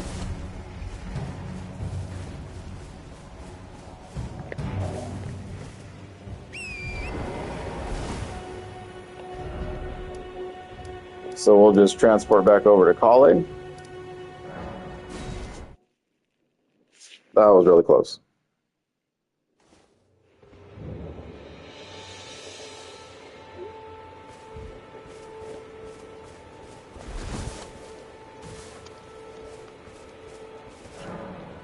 Now we want to upgrade our weapon to a +3. This will be a very great start. Okay, cannot be upgraded any further. That's okay. Now, talking to Kale, he's actually, I guess I kind of understand why it is that way, though, because if we look at this note, he's the one who sold us this one about someone lurks among the waypoint ruins on the roads through the Limgrave, or through Limgrave. Very obscure, but since he sold it to us, he probably knows what's going on over there, so we'll just come back in and talk to him. It's you again. Always a pleasure. Care to purchase anything? The howl of a wolf. In the mistwood. I suppose he must still be skulking about. I know. Why not meet him for yourself? Next time you hear the wolf's howl, make this signal right under the source. Don't fret. There is nothing to fear. I just have an inkling the two of you might hit it off. Finger snap. Okay. If there's anything else that you want to purchase from him while you're here, and you have the runes to do it, then I would do so. So the last thing I really wanted to buy from him was his telescope, just to have it, because it's a unique item. Only one in the game. Goodbye. And that will conclude my business with Kale for now. So we'll take this off. And then you just want to go in here and then just kind of switch the stuff up. We want finger snap, so just look for it. This is unique because sometimes the gestures in the games were never really used for stuff, other than like interacting with the Fire Link Shrine Maidens and stuff like that. Because they would like bow to you. You know, if you did it in Bloodborne, the doll would bow to you. So it's pretty cool in that regard, but never in this kind of use. So now we want to go back to the Mistwood, and you're going to see that a new NPC showed up. So in like base original Elden Ring, they didn't have these little signs, so you'd have to remember where these NPCs were at. So Blythe the Half Wolf, we'll just go ahead and transport over there.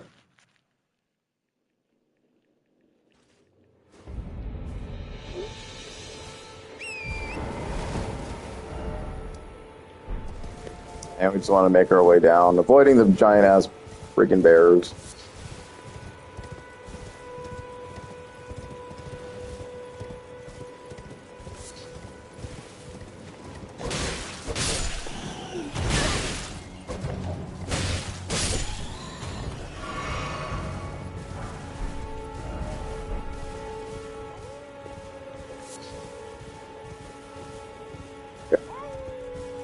Then if we look up, you can see someone kind of hanging out right there.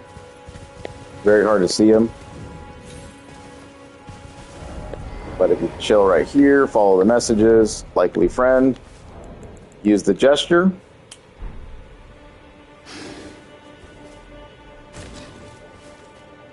Oh boy. Who goes there? Carly sent you, did he?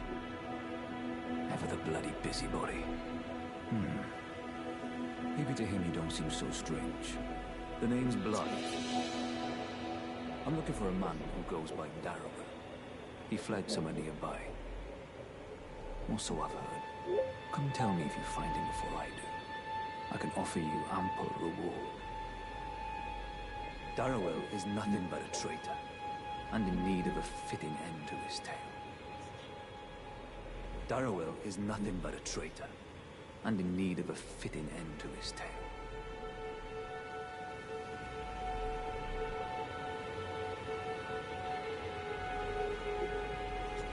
Darrowell is in need of... Okay. So he exhausted his dialogue. And if you didn't already do it, pick up those Trina Lilies and the medallion before you head off here, because you'll never need to come back here again. And don't forget the chest with the smithing stone ×2. Or bracket 2.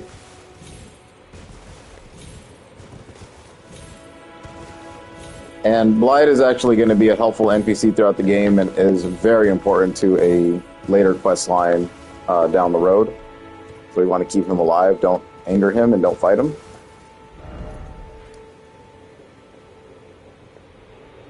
You do want to go down there as well. Set point.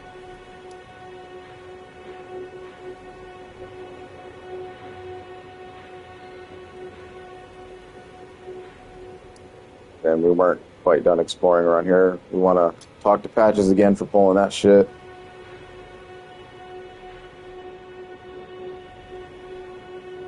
Then you'll get cut off right here. Point up here. And we want to meet Blythe over here. Okay. So Blythe is talking about a traitor, so Darrowil. Now, naturally, you are probably going to find Darrowil way before you find Blythe. But this actually will make this fight a lot simpler for you. This dude was like my first true test of this game, and I was like, oh my god, I'm not really sure I can do this. It was pretty tough.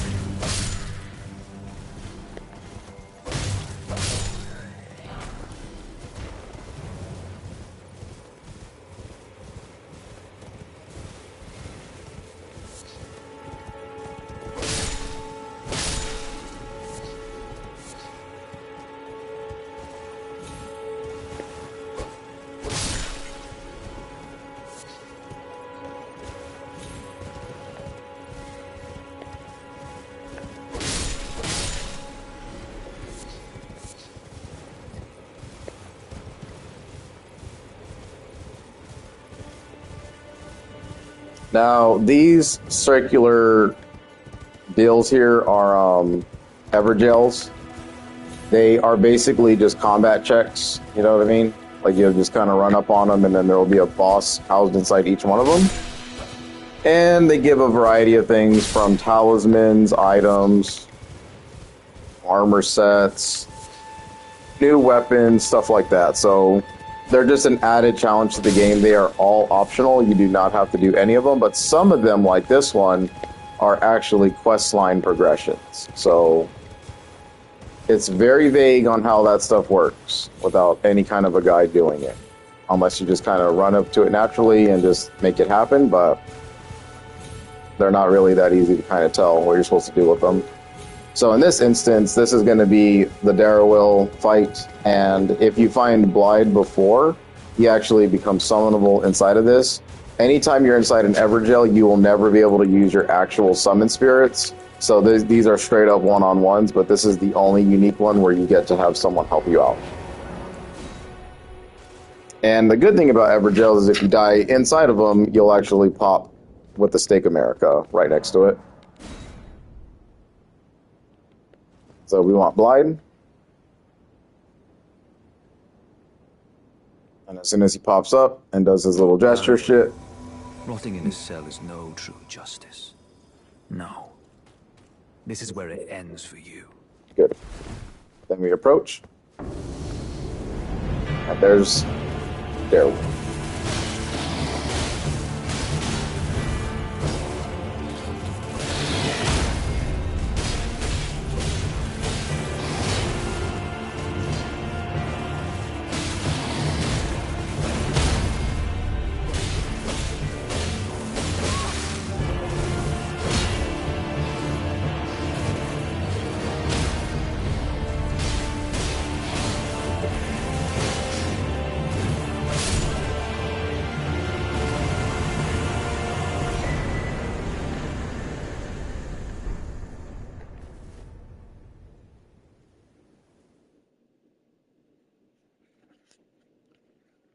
So that fight can be a little bit of abilities, as you saw there.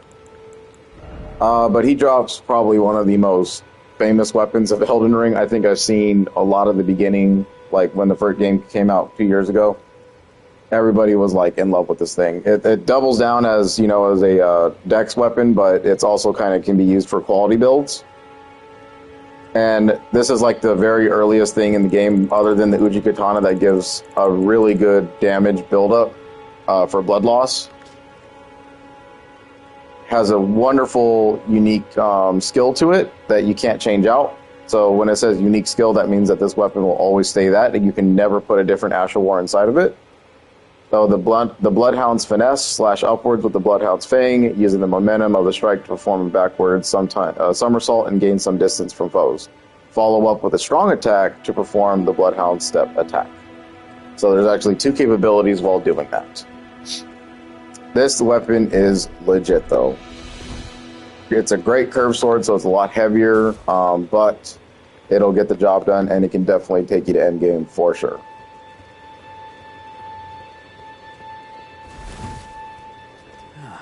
Right. There you are. I had to work for it, but it's done. Don't say I'm not a man of my word. Here's your prize.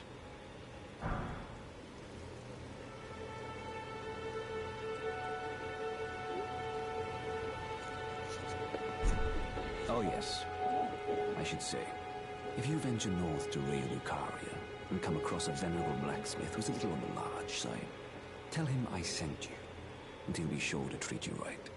I owe you one, I reckon. That's enough chit-chat for now. It's time we parted ways. That's enough chit-chat for now. It's time we parted ways.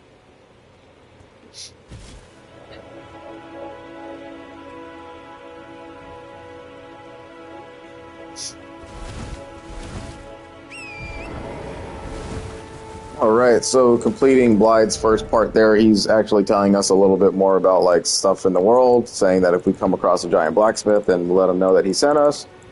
And he gave us our first somber smithing stone number 2. So if you found a weapon that you really like, say the Bloodhound's Fang, this weapon will actually require somber smithing stones to upgrade instead of regular smithing stones. So you already have a 1 and a 2, so you can already plus that thing up to +2 and have a wonderful start to the game as is. Because looking at the damage numbers here, this is a +3 at 135. That thing's already outpacing damage just for being a great sword. So, play with it how you feel.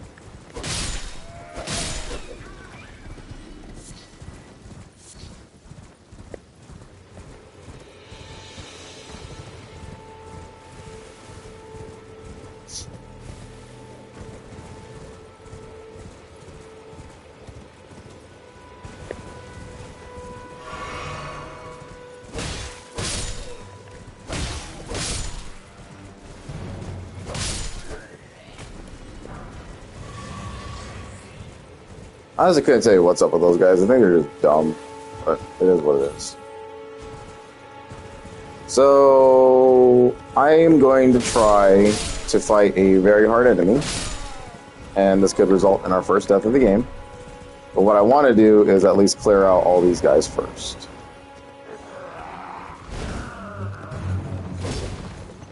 So no distractions, just a good old one-on-one.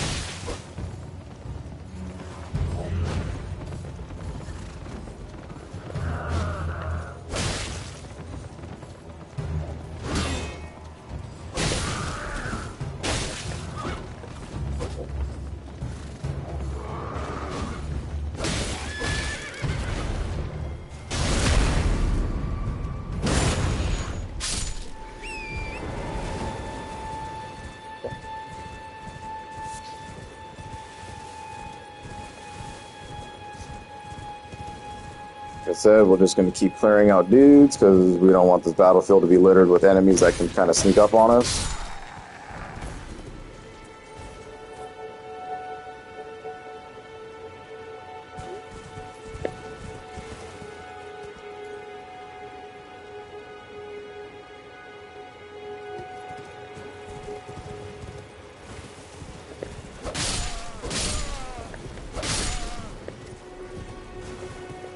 Okay, enemies like this. This will be the first iteration of a mimic, I guess, if you want to call it that. So you'll have messages on the ground that'll tell you, like, be wary or time for this. Strong opponent ahead, this and that. Go ahead and kill this guy, and then let's get out of here. He will have turned into a giant gator. Now, this thing can be very difficult to deal with right now.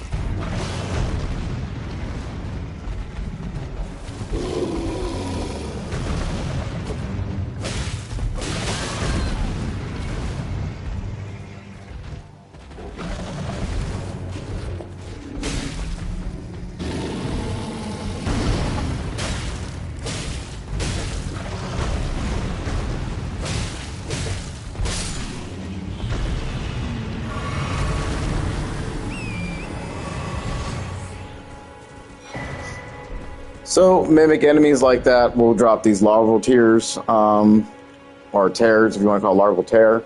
And it is a material needed by Renala to grant rebirth. So, what they're basically telling you is that you are not supposed to fight this thing and win. So, they kind of spoiled a major enemy there. Core of a creature mimicry known as a silver tear, as much substance as it is a living organism. Material required by the amber egg cradled by Renala, queen of the full moon, to birth people anew. Being born anew allows the relocation of attributes boosted by leveling up. Yep. Okay, so giant spoiler. Like I said, you are not meant to know how to fight those things, and that thing will dominate you pretty quickly. But being that I played the game multiple times already, we can see that I have no issues with that. But generally, with giant enemies anyway, a good tip and recommendation is to just stay calm and patient, learn their movesets, and then you can just dive deep, dive, dink, and all that kind of stuff underneath them, and then just kind of set yourself up for those huge criticals or just kind of baiting out attacks that you know you can get around.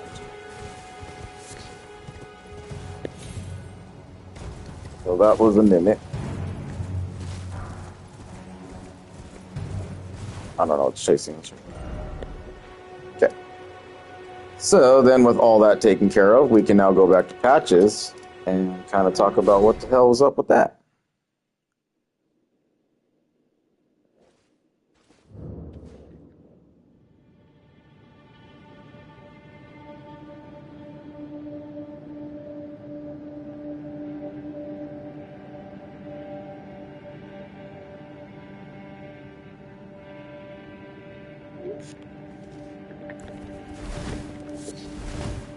Just kind of run in here and deal with these guys, or bait them out.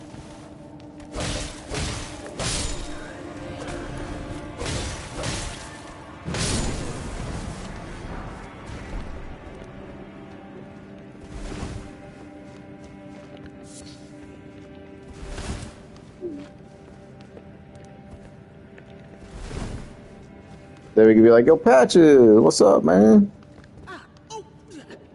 Ryan, you're alive. Oh, you had me proper scared, puffing away in a flash like that. Well, maybe it's a sign to keep your mitts off what's not rightly yours, hmm? But I'll forgive you. View it as a learning experience. At any rate, it's just nice to see you safe. Oh, don't miss all the bargains here at Patches Emporium.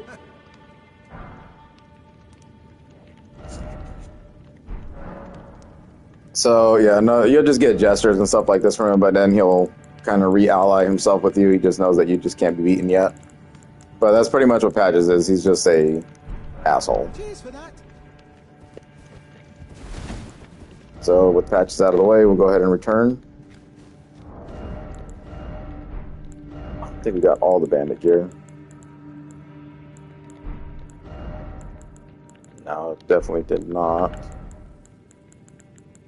Yeah, missing a few items there.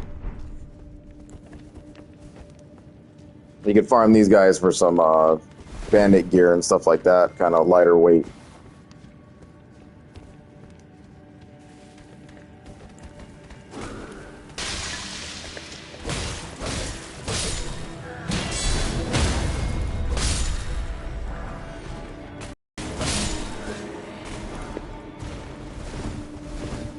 A lot of short swords, that's pretty cool.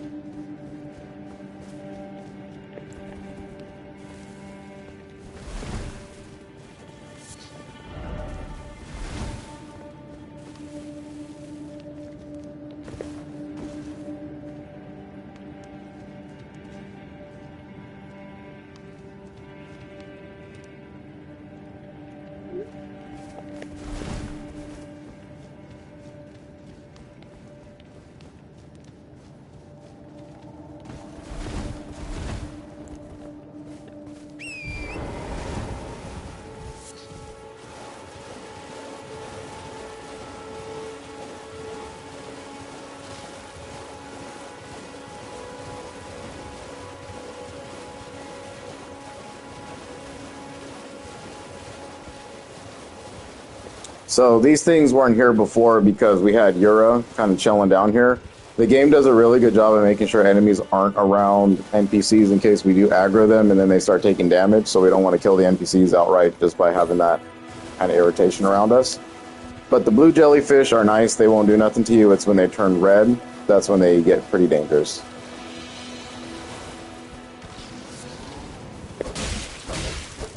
These little slimes suck.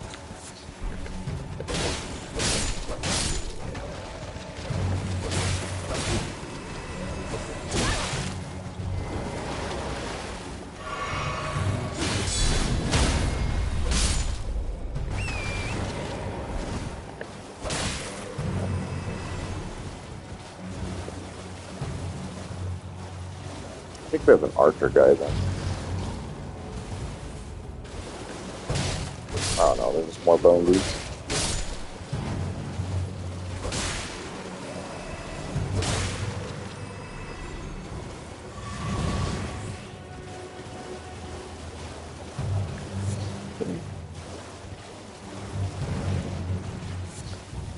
Then back here will be a hidden catacomb. Definitely want to take these on as you get to them.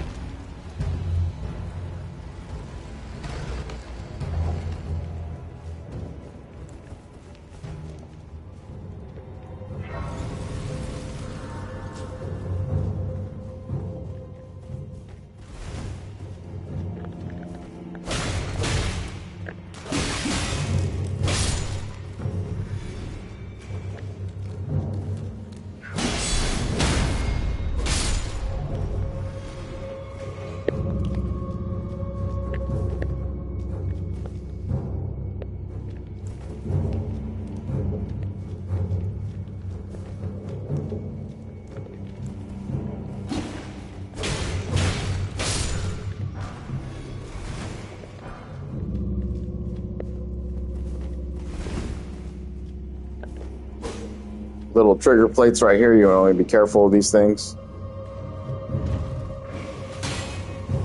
And for that reason right there. You can use the traps against these guys if you want to. See right there.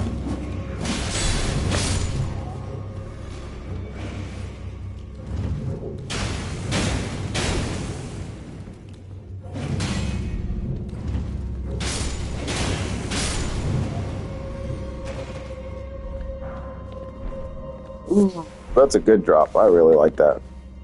Yeah, some dungeons are going to be a lot easier than others. So you saw there, the whole point of these catacombs is to find this, a little lever, and we found it pretty much right out the gate.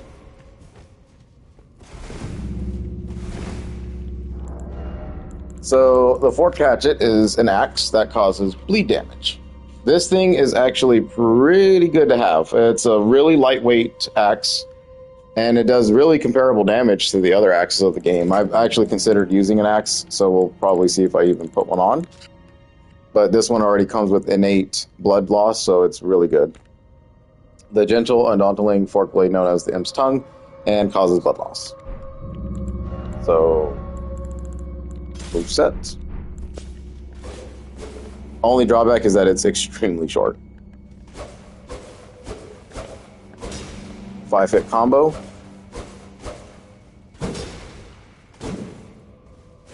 Good slams, roll, slam, roll, slam, backstep, slice,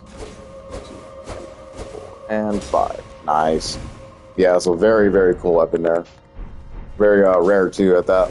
They don't drop those often. Yeah, just watch out for these pressure plates though. This is what can get you killed.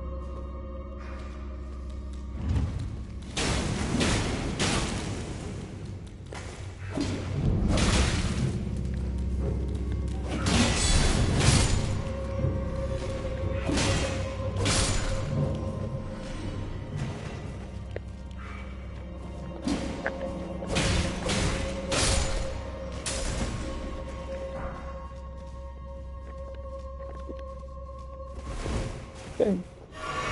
I feel pretty confident. One thing I actually really forgot to do was go into the grace thing at the church and change the physics. So we won't see it in action just yet, but we will here in a bit. I come down here, traverse the mist. This guy's pretty easy. Gotta worry too much about him.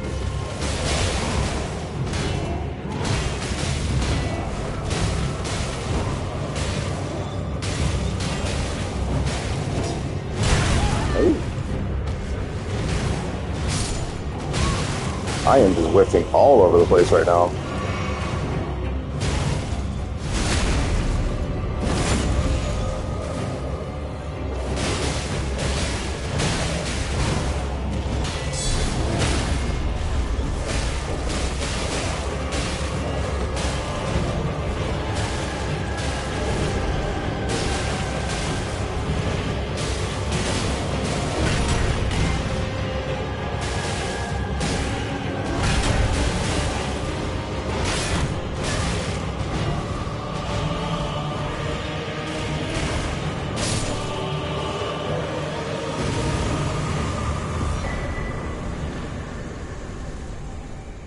Banished Knight Engval. One of the two knights dubbed the Wings of the Storm. Despite his banishment, he rejected the invitation of the grace-given Lord, instead keeping watch over the masterless castle for many years, gaining renown as the hero of the Fringes. So, a knight, we will come across these as regular enemies. Pretty powerful, though, in the early game. The only issue is that I cannot use him because I don't have 100 FP. So he is, unfortunately, unavailable to me until I level up my mind. But he is really good at doing what he does. Tanks damage heavily.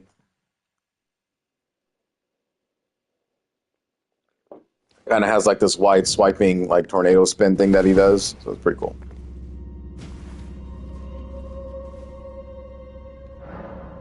And then with that, we will go ahead and mix this Wondrous Physic. With this menu, you can mix 2 crystals for the thing. And then we want to figure out what we want to put in here. So depending on your build style, this is where you really want to start thinking about, oh, I wonder what I should kind of put in this. Do you need to restore your HP, or do you want more stamina for now, or enhance my charge attacks, this and that? I would go with probably HP boost and stamina boost for now. So it's literally going to do both of those things. It's really, really nice potion.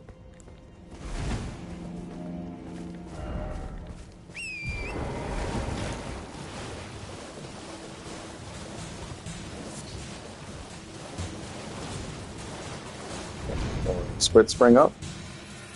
And you kind of want to check around, like I said. You're like, all right.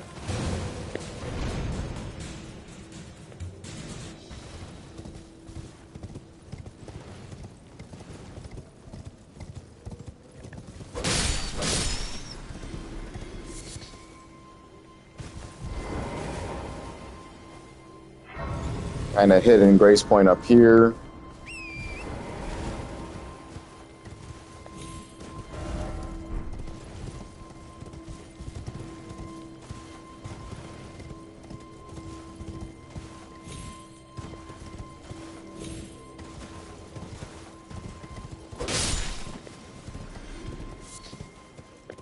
And you'll know when you found the catacomb these are associated with is when you can't interact with it. So like I said, unless like you knew where it was at or didn't know where it was at, then you would touch that thing and it'll kind of point you like, hey, it's somewhere over here. And you go find it, do the catacomb. Okay. This is the opposite side of the bridge.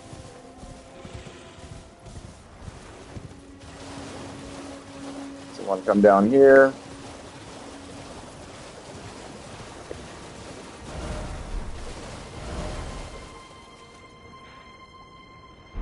Remember, you want to survey the land, so just kind of jump up, get a picture of it real quick. You're like, okay, what's over here? Very cool.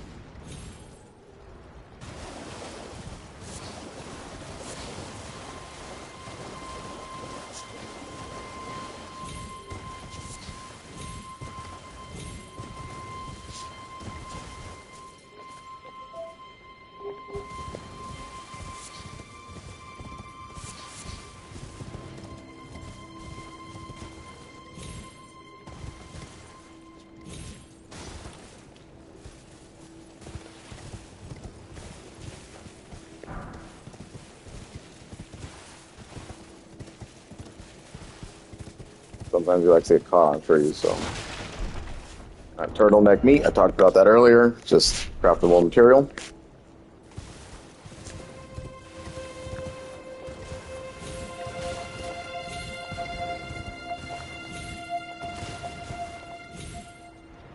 Down here to find a little cave, really hard to see, it's kind of out of the way.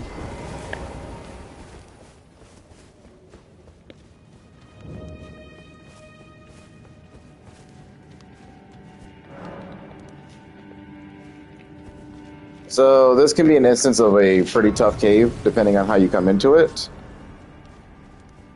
We'll do our best. But generally speaking, traveling with 13,000 rooms at this point in the game is probably not advised.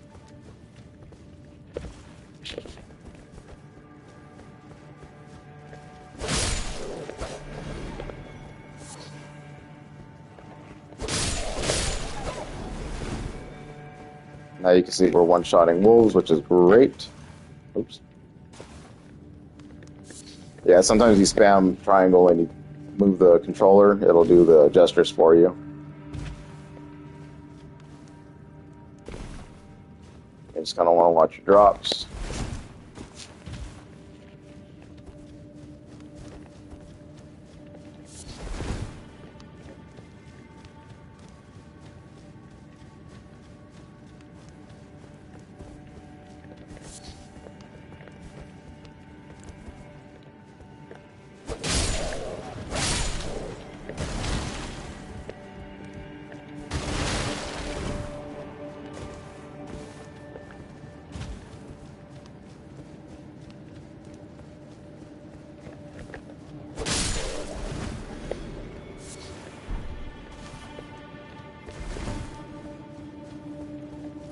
Now, I wouldn't fall down there and get the plunge attack on that thing because it's a lot easier to control the wolves from this area.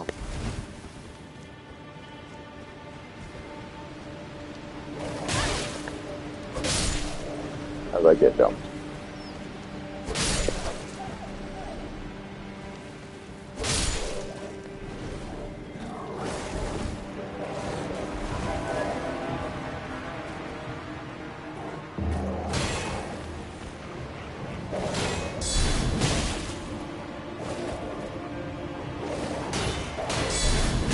There's that double swing it likes to do.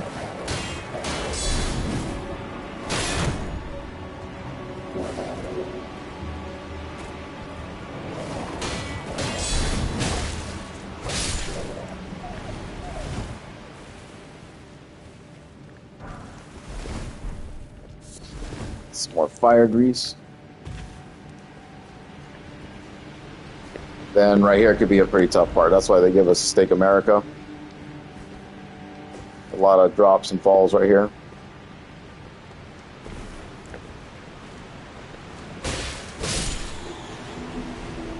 These guys on foot can be really difficult to deal with from melee.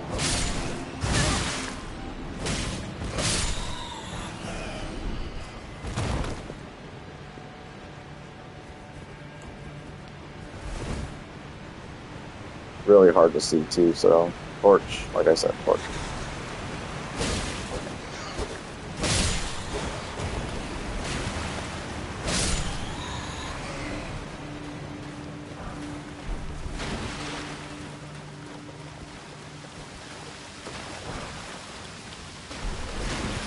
Just watch out for the little land octopuses, they can kind of do some chip damage on you.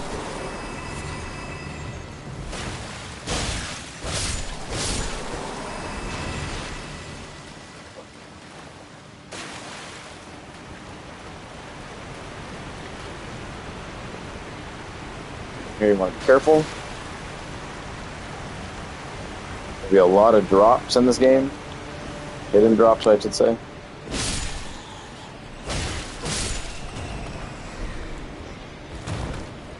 Gotta watch out for this.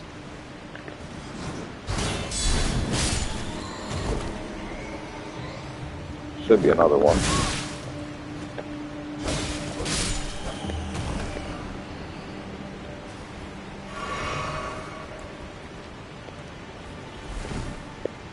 Section's pretty easy to take down with a mage and a bow user.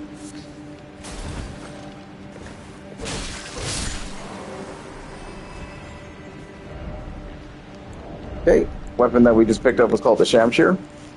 Curved sword with a thin blade, ample length, light of weight. Despite its larger size, its slicing attacks come in rapid succession, a devastating, powerful weapon in the hands of a skilled swordsman. Spinning slash, so it's very, very cool. If you keep on spamming spinning slash, it'll do like a double slash, and it's pretty powerful. So it's a pure dex weapon, though. You can turn it into whatever you want, though, but usually on par with the curved sword theme.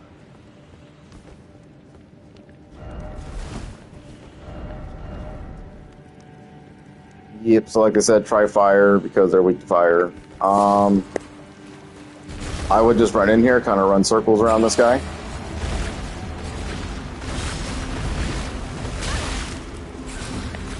Nothing to be gained really from that arena, but just to pop out on this side and grab this.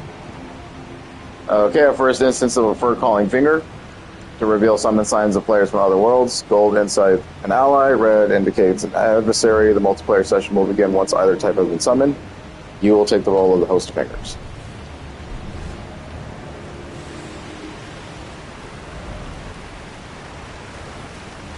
So the fur calling thing, that is for your multiplayer. And you can craft those too. All you need is the Erdly flowers, which is why I said don't buy them. They're very easy to come across. Crazy. Or 48. But you will have unlimited uses for multiplayer, just depending on your region and who is actually playing still. Should be a lot of people. Alright, so looking at the little hints here, try legs, then time for critical hit. First off, legs. So obviously we need to attack the legs. Okay. These guys can be kind of tough, though. You want to really watch out. They'll hit you pretty hard.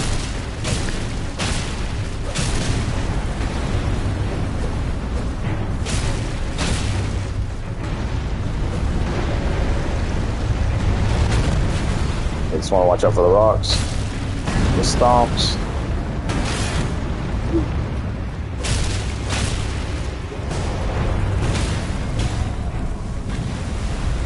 Then run over to its chest. They take like, I don't even know, like times 5 damage to the chest area, so that's basically how we kill the golems. You actually have an instance of finding those earlier than this, but we get the Blue Dancer's Charm. Raise your attack power with lower equipment load. So, the Dancer in blue represents a fairy who in legend bestowed a flowing sword upon a blind swordsman. Blade in hand, the swordsman sealed away an ancient god, a god that was rot itself. Very, very cool. Not sure if that's a callback to Dark Souls 3, Dancer of the Boreal Valley, but if we were to keep our load at a lightweight and we put that in our inventory, we will actually do increased damage. So very good for lightweight builds. Actually a necessity in the early game especially, because you'll just do 10% increased damage. Or whatever it is. Obviously, the only drawback you get with that is you have no armor.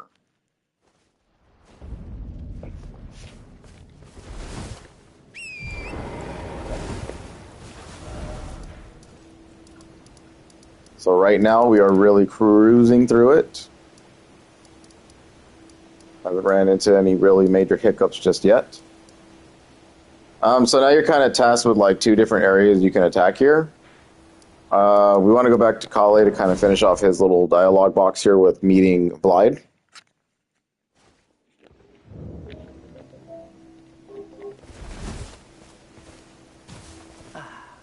It's always a pleasure.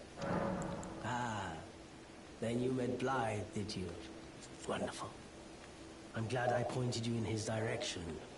He's boorish, blunt, and couldn't find his nose with both hands. But he's a good egg. I think the 2 of you are sure to find the best in one another.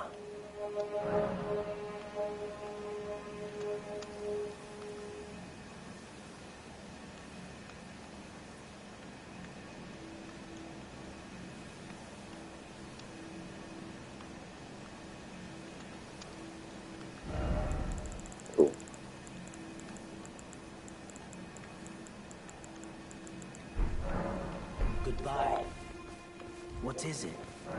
Goodbye. And that'll be pretty much it for Kale. I mean, like, he was really cool as an introduction to merchants. Kind of looks like Santa Claus, so he'll be a lasting memory forever for you, for sure.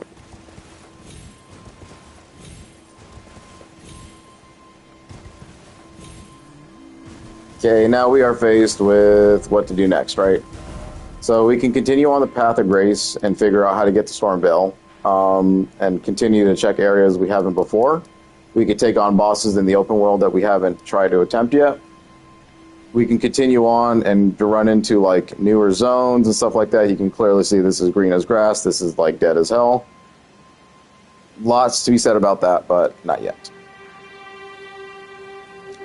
And this is where I love the game the most, because it's like, where do I really want to do next? We can go in the upper path here, so we will approach from this direction, climb that, and go up here, and then search side to side.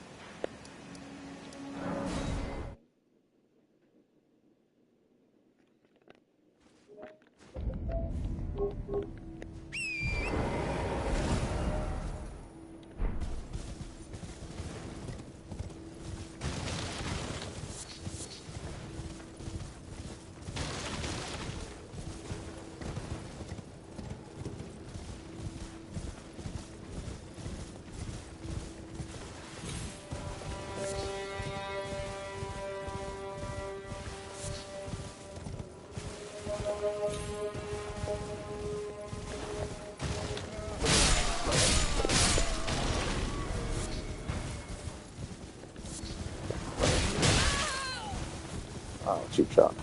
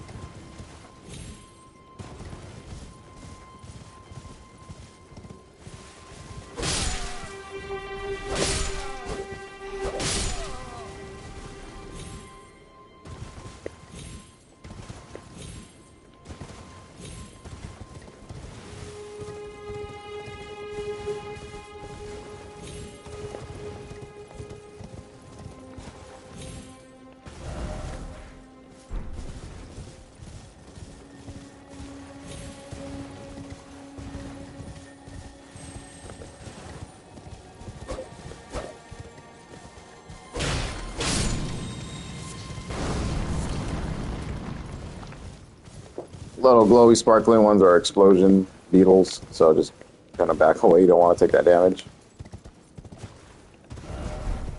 And we know what this is.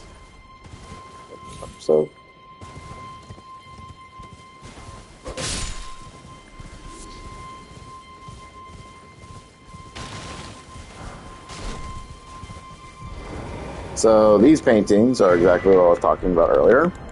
We wanted to put a marker down in the graveyard because you're going to run into paintings in this game, and they kind of give you a general depiction of a certain area. And when you go there, you'll have like a little reward. Work of wandering artist, reminiscence of painting titled Homing Instinct. The painter is said to have captured the landscape scene during the last moments of those welcoming death's embrace. The soul of the painter and vestiges of the dead's last moments can now be discovered by visiting a location depicted even now.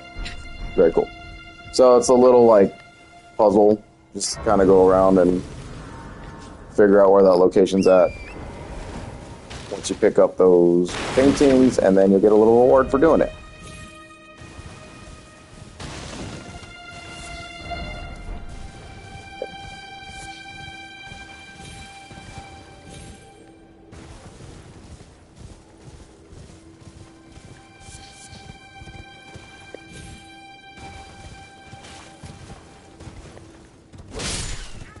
The ones with the horns will attack you. It's kind of funny.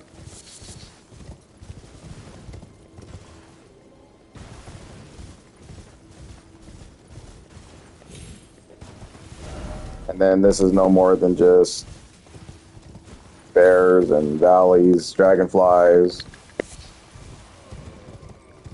cereals and all that, so nothing really of game to pick up here.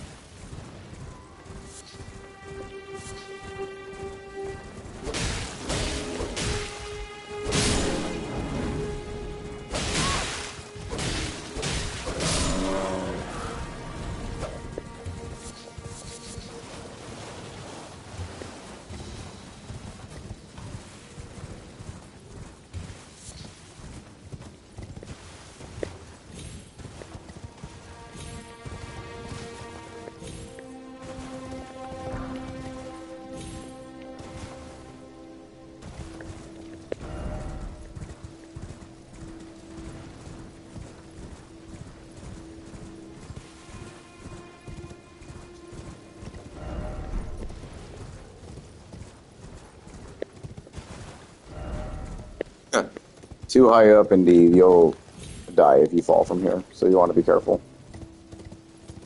Just kind of search around for an easy down path. This could probably hurt.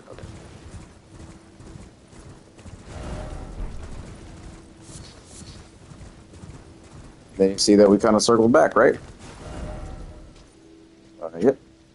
So that's it for that exploration.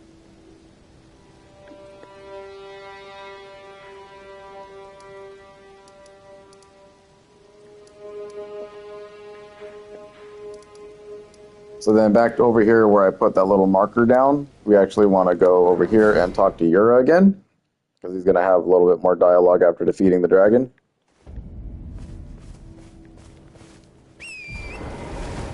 And you can get it back in, like, if you really want to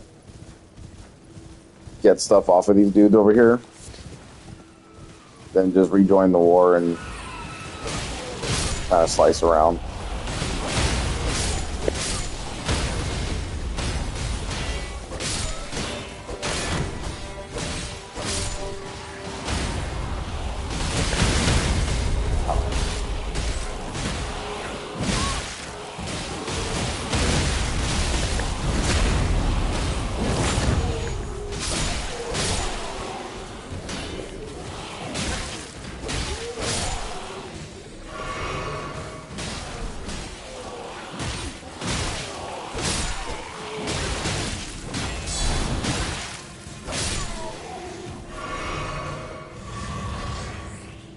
And that right there is exactly what I wanted to happen. So now we have probably the best medium shield in the entire game, the brass shield. This thing, if you look at it, 61 guard boost is pretty much on par with like a lot of the great shields. It's even better than a great shield. 100% physical damage reduction along with magical up in the 50s. Fires in the 60, lightning's a lot better than the one we got now, and then the guard boost especially. So this shield is definitely getting featured. Until we come across better ones, but the brass shield will literally take you to endgame, so no need for another shield. We got exactly what we wanted. Just need one more static, and then we're good. Beautiful work. Felling that dragon, and as such, there's something you might like to know. The heart you brought back.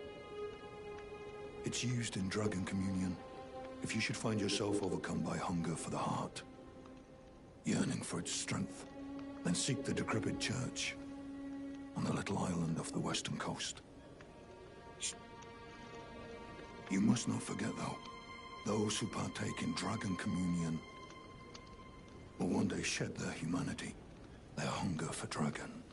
Their yearning only worsens until the floodgates burst, unleashing eternal torment, the strength of a mighty dragon. magnificent. But deadly. It's no surprise that dragon communion is ruinous. You must not forget, though, those who partake their hunger for until the flesh strand. It's no surprise. So he's dropping some little things right there, like, okay, you can be a dragon, but, you don't mind doing it, so. You're like, okay.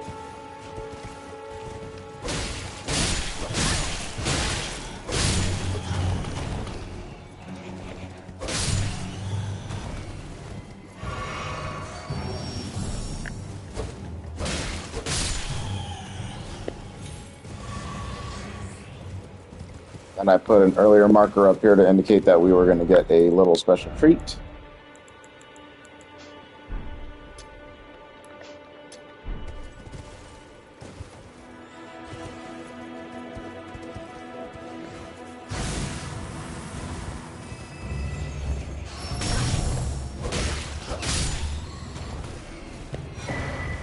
Incantation Scarab. Alright, so we got our first thing. So if you kind of look at it, you can see that this is the depiction of the picture that we got earlier.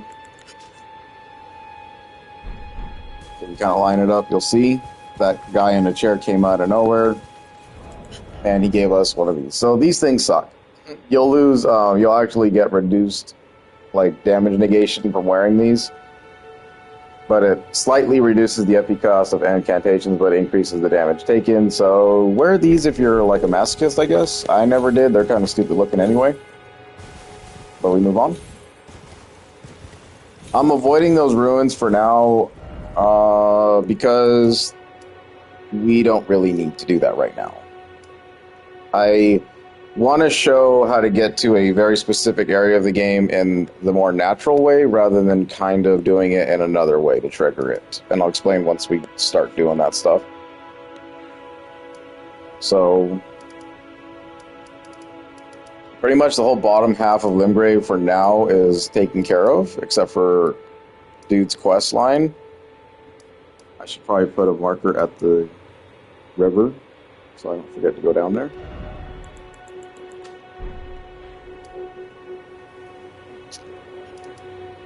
So now we have this entire western section to deal with. So you can see, I mean, we're pretty much like 6 hours into the game right now. We have just barely scratched anything. We'll return to Vare and then make our way down this path so we can start doing Bach's little side quest, which is that little dude that we rescued. He was made of tree.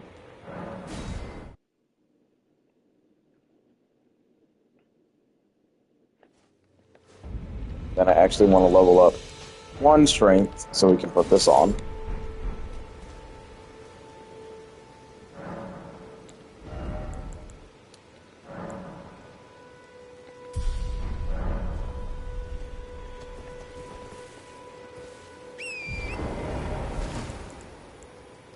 Very good.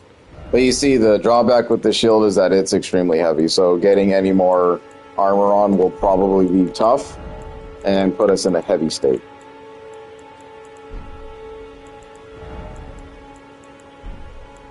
But it's a really good shield to have, and the guard boost will only reduce the stamina that we take to block stuff, leading up to more uses of our guard boost. Or of our guard counters, I mean.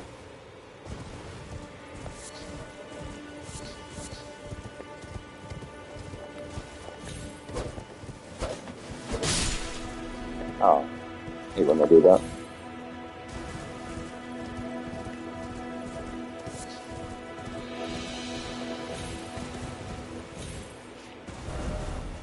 Now, there's like a lot of different stopgaps that you have in Elden Ring, and the game's trying to tell you, like, when you're very early on, you can explore everywhere you want, but they're going to place enemies in certain positions to kind of tell you, like, you can go down there. Just a little taste of what awaits you. Where we're about to go is one such thing. Just want to go ahead and search this corner real quick because I never really do. And you should immediately recognize it anyway. You know where we're at.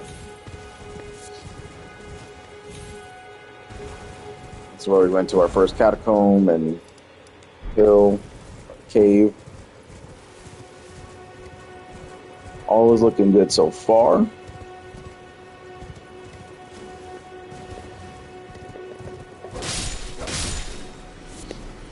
And then you can kind of see him roaming around down there, but that is a giant, the trolls. So obviously you come out of the gates and you think, oh, I'm going to run left, and then you run into this guy.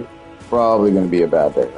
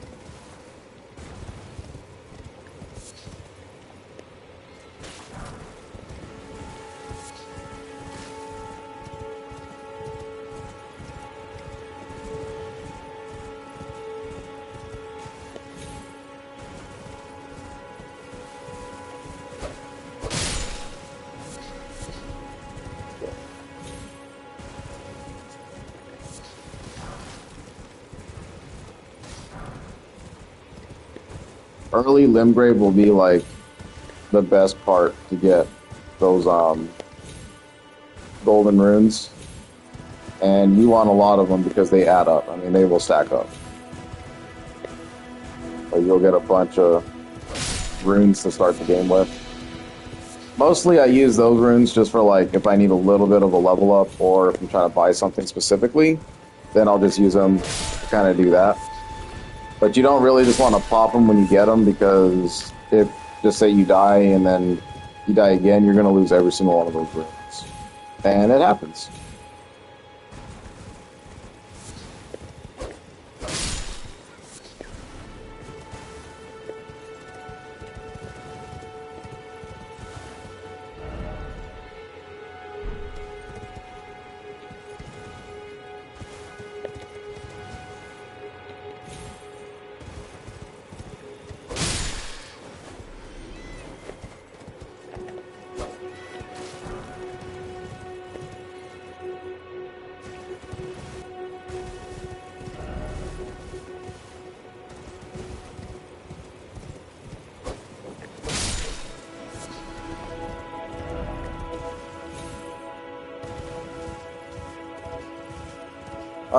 These are invisible beetles or scarabs. They're really annoying to deal with. Some people are nice enough though to put messages down here. I just missed them. If you have like a wide AoE type of damaging thing or whatever, then it's real easy to deal with them. But in situations like this, I kind of have to wait and then swipe at the right moment. And sometimes you miss, so... Yep. Just like that.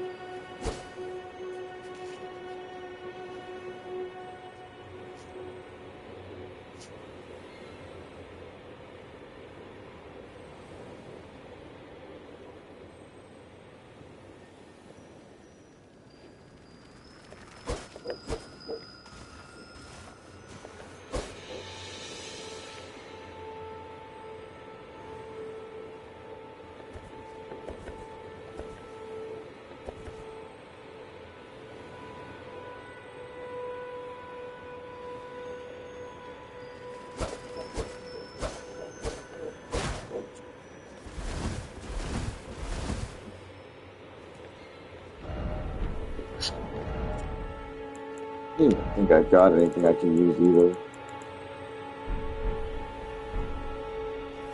see here. Gotta.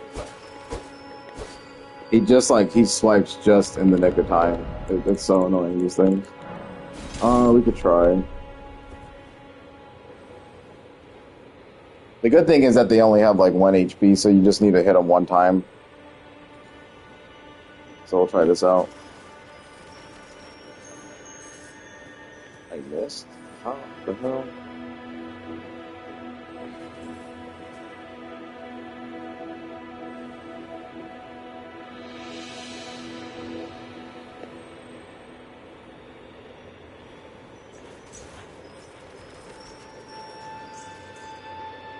Damn, that's actually kind of crazy, though.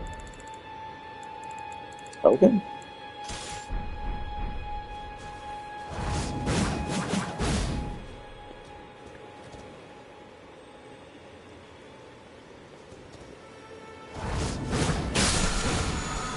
Wait, alright.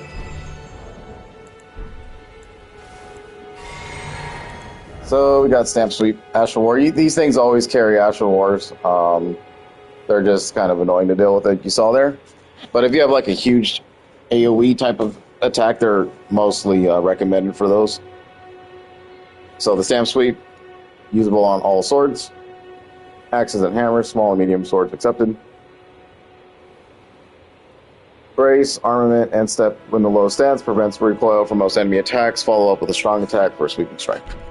So just another cool melee attack.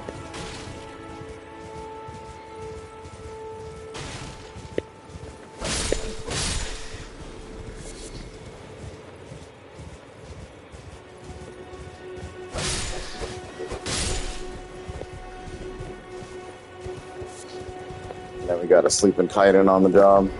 Come up behind him.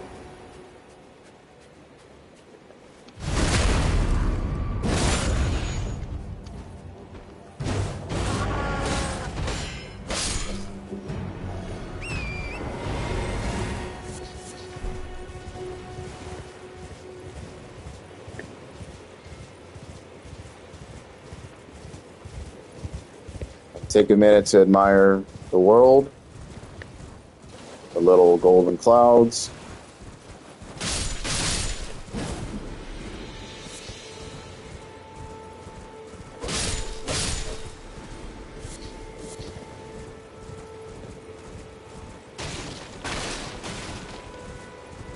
As I said, with these things, they're annoying. Just kind of run by them. Not really worth the effort.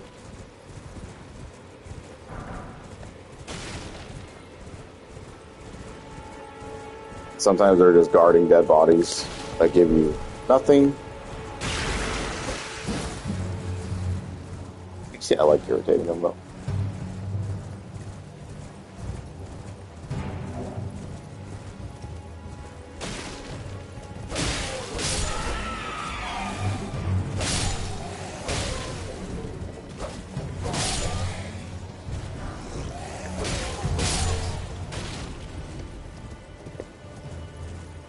Then before we go into this cave, we actually want to come up here.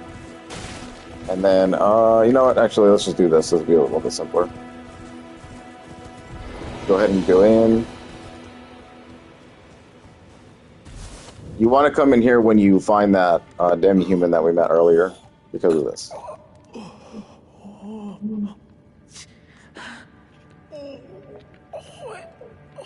It hurts.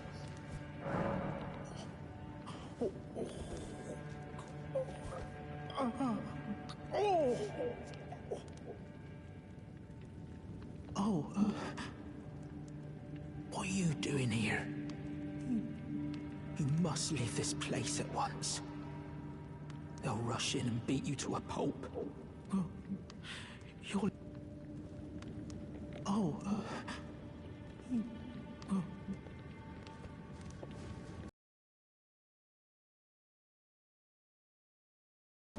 Because that will continue Bach's quest line, so we need that. I'm just going to activate that so I can travel in here. We'll take on this next, but you want to run to the end of this little beachhead because you're going to run into a merchant and some items at the end. What do you need? I don't want any... So the boluses are a way to cure stuff. You're going to learn how to make these things, so unless you're in dire need of them, buy them, but I would not suggest it. You can buy smithing stones, which was added in later updates. The Armorer's Cookbook number 2 for fire arrows and neutralizing boluses. So if you look over here, there's the poison cure. So they're pretty easy to make as well. I would just make them, not buy them. You get a broadsword, unless if you didn't start off with the Confessor class, then here's your broadsword. It's old reliable. Use it. This thing can carry you all the way through. First instance of a bow we actually got finally. So now we have a way to kind of range things down if we need to. But I'm going to kind of hold off on the bows for now. I'll get them naturally. Other things. An iron shield. And then you get 2 notes. So they're pretty cheap. I would just, like I said, I'm going to buy them just for the sake of what I'm doing right now on the stream. So Stone Digger and Lance Swords. All done? Well, yeah. Okay. And if there's anything else you want to buy, make sure you put, you know, like a marker or something to tell you to go back to him, because he's easily forgotten. Land Squirts. Land Squirts are soft where they touch the ground, and poison will cause them to rupture. So Land Squirts are those little things that we saw earlier, and I was talking about, like, if you poison them, they'll kind of explode. That's what this is telling you to do. The heads of Stone Digger trolls bear old wounds. So if you're very good and you can get, like, headshots on the Stone Digger troll, then you saw what he did earlier. He kind of, like, walked backwards, was stalled out a little bit, but it's just kind of hard to do that unless you're ranging. So in my opinion, those were kind of stupid notes.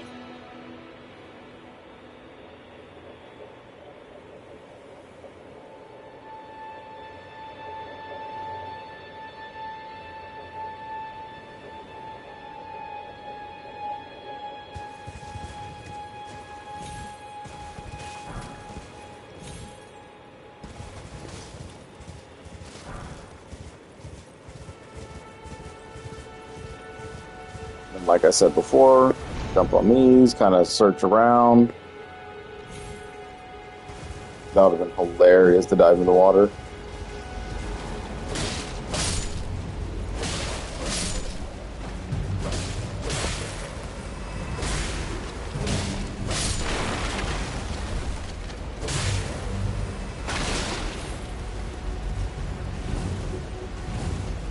And then, yeah, so just all of that for the Pickle Foul Foot thing.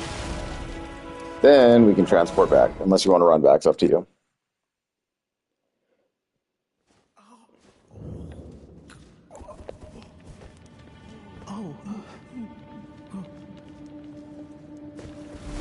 Okay, so we got to help out our buddy here.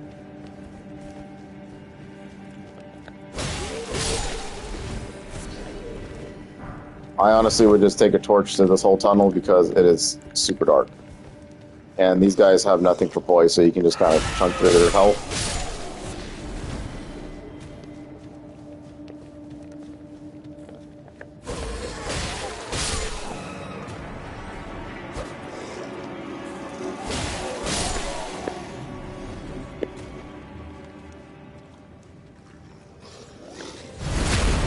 Backstab that guy at least, because he is kind of stronger than these dudes. Oh, really nice drop of blood. Alright, then here you actually get 2 opportunities to get help. So you can get your regular summons, and then you see this little summon sign, Old Knight Esteban. You go ahead and summon him up.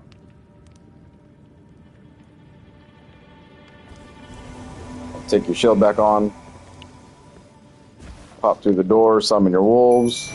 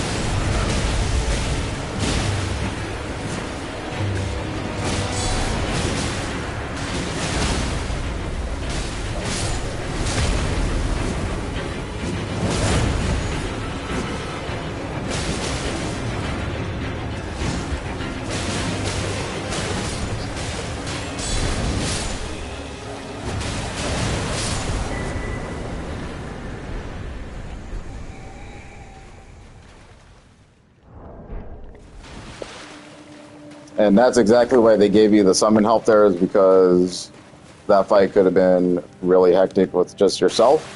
Because you have two bosses in this arena, both of the same enemy type variety, but then you get all the little minor minions kind of traveling around there. So, unless you want to set yourself up for a hard challenge, then go ahead and do it yourself. But there's nothing wrong with summoning and getting your spirits out there to kind of take even more of the brunt away from you. And then with the tailoring tools here, before we give them up, we'll just read those. Enables armor alterations at grave sites, and Bach, the demi-human prized possession.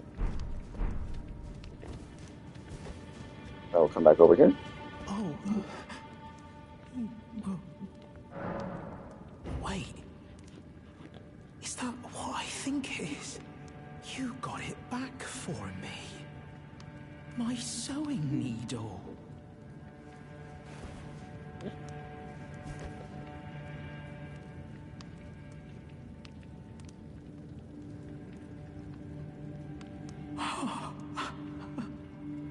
What made you go and do a thing like that?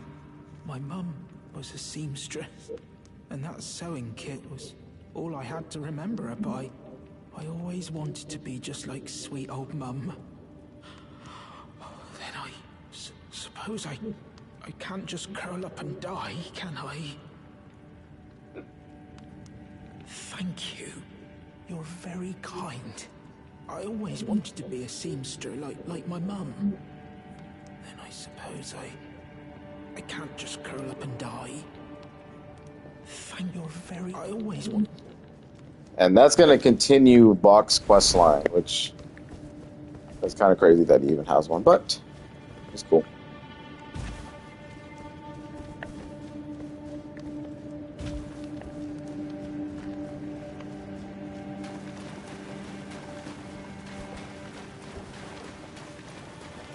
Then, lo and behold, this is not the end of the tunnel. We actually have more. So you can go back to the entrance, or you can do this. I chose to run back because I didn't want to reset all the enemies. If there was any more demi-humans alive inside of that area, they all would have ran away and curled up because you defeated their big bosses.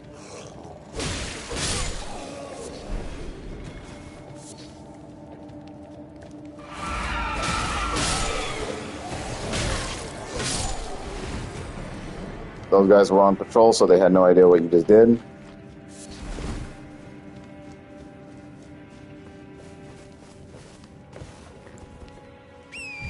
Pop out on the mystery island. You're like, oh, hey, I recognize that. That's the other side of the map. Click on it. You arrive to the little island out here. So it doesn't look like, right? Because you can't swim in the game, so you're like, how the hell does this even work? There you go. Interconnectivity.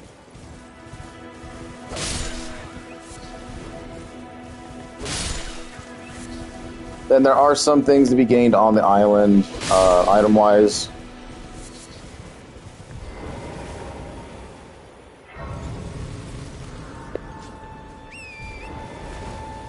But most importantly is this, the Dragon Communion Altar. So, if you're wondering what do you do with the hearts after we read the item description, this is what you do with them. You have to use the Dragon Hearts in order to buy Dragon Powers. Now, this is obviously more tailored towards Faith and Arcane builds.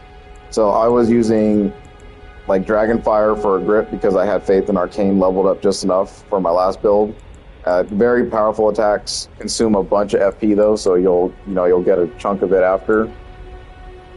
So it's pretty much in its own classification of incantations, to be honest.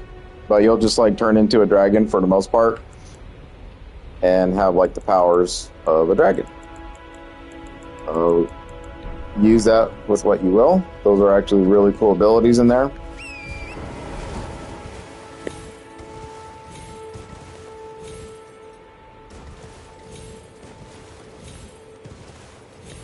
Just more of what makes Elden Ring very special, right?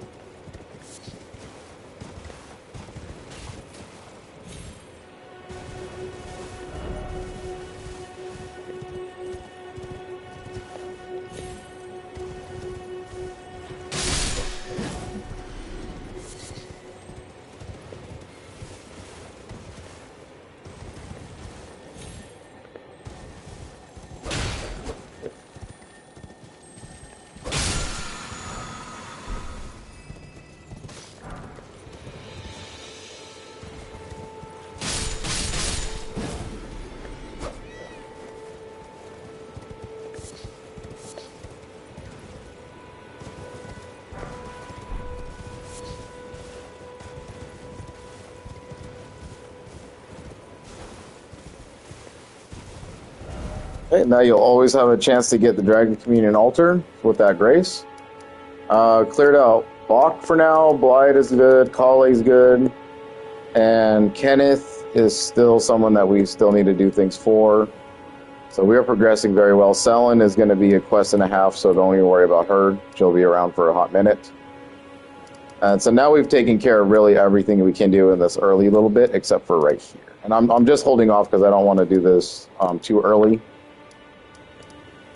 So, what's next?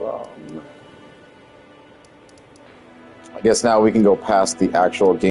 Some bosses, we're getting a good start going. Still have yet to die, which is really good.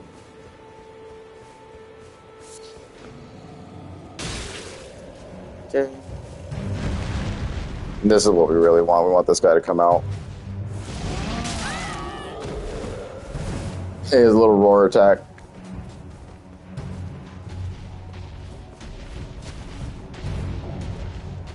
Just want to bait this guy out here because we don't want to fight him with a bunch of dudes in there.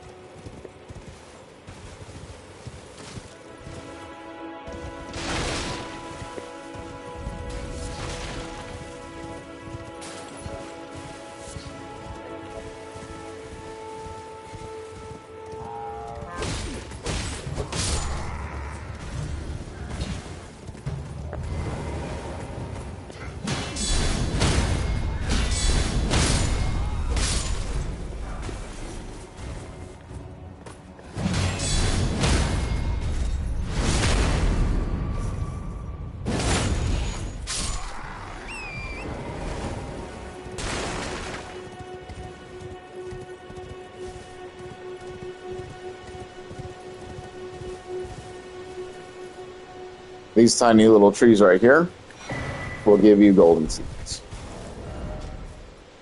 A golden seed found at the base of a illusory tree. Illusory tree. Yeah. Increases a sacred flask number of uses. When the Elden Ring was shattered, these seeds flew from the Erd tree, scattering across various lands, as if life itself knew that its end had come. So golden seeds are super important. You're going to need them to upgrade the amount of flasks that you're able to carry on you. Spoiler alert, it's 14 total. So for now, the first couple will only require 1, but then over time you're going to need like 2, 3, 4, all the way up to 5 seeds to get more increases to the amount that you have right now.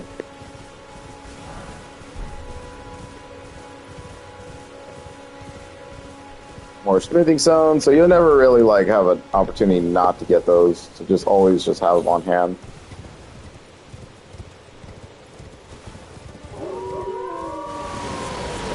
Yeah, random will just come pouring out from the sky. Just crazy.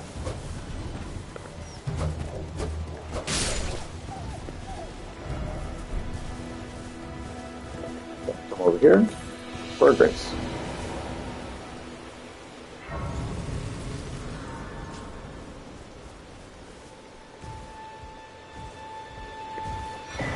another stone sword key, and an NPC. Everyone's been grafted. Everyone who came with me. They crossed the sea for me. They fought for me. Only to have their arms taken. Their legs taken. Even their heads taken.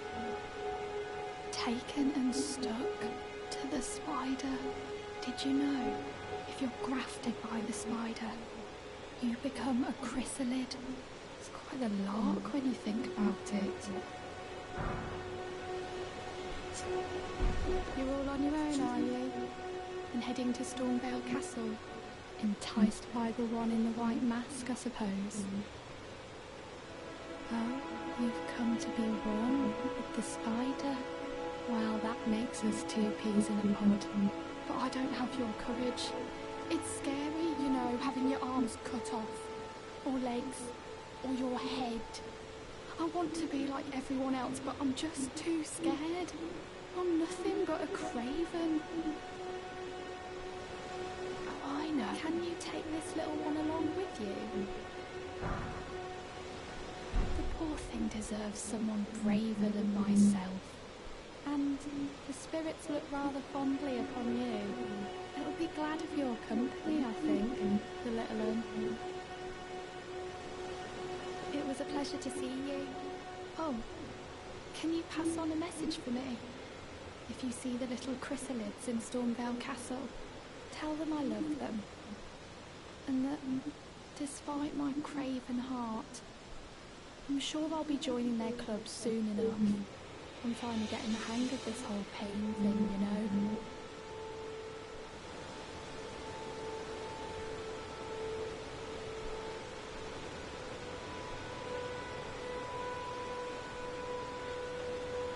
It was a pleasure to see you. Oh, tell them I'm finally getting. Okay, so this NPC is kind of our crestfallen warrior, you know, type of deal here. Every Souls game usually has one, and that's exactly what she is. It was a pleasure. Oh, tell them I'm finally getting. So she gave us a gesture and a spirit. So this spirit is actually really good for the early game. I know it had a very popular usage in the beginning for a lot of Elden Ring players, so, and it will see a lot of use here as well. Because where it does best is tank, and we need tank sometimes. Because the wolves are really good at distracting, but they have no HP. And versus some of the harder enemies of the game, they will just melt, like they have been lately. Then with all of that, you have a couple options we can do now. We can continue to traverse upwards.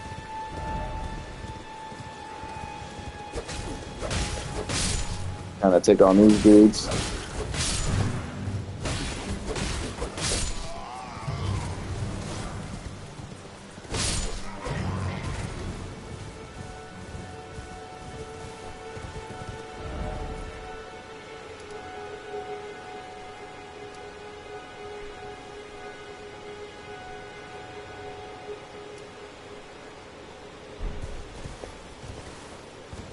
This place does not enjoy Elden Ring frames. Like, it's the heavy wind or whatever is going on up here is really killer on it sometimes, so it feels like we're moving at a slow pace.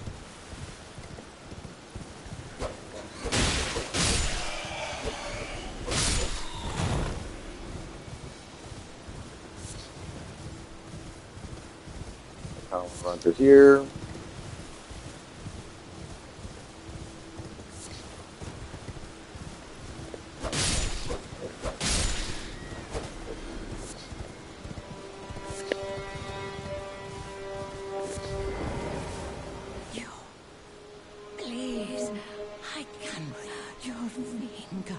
Please, your fingers. Oh, bless you.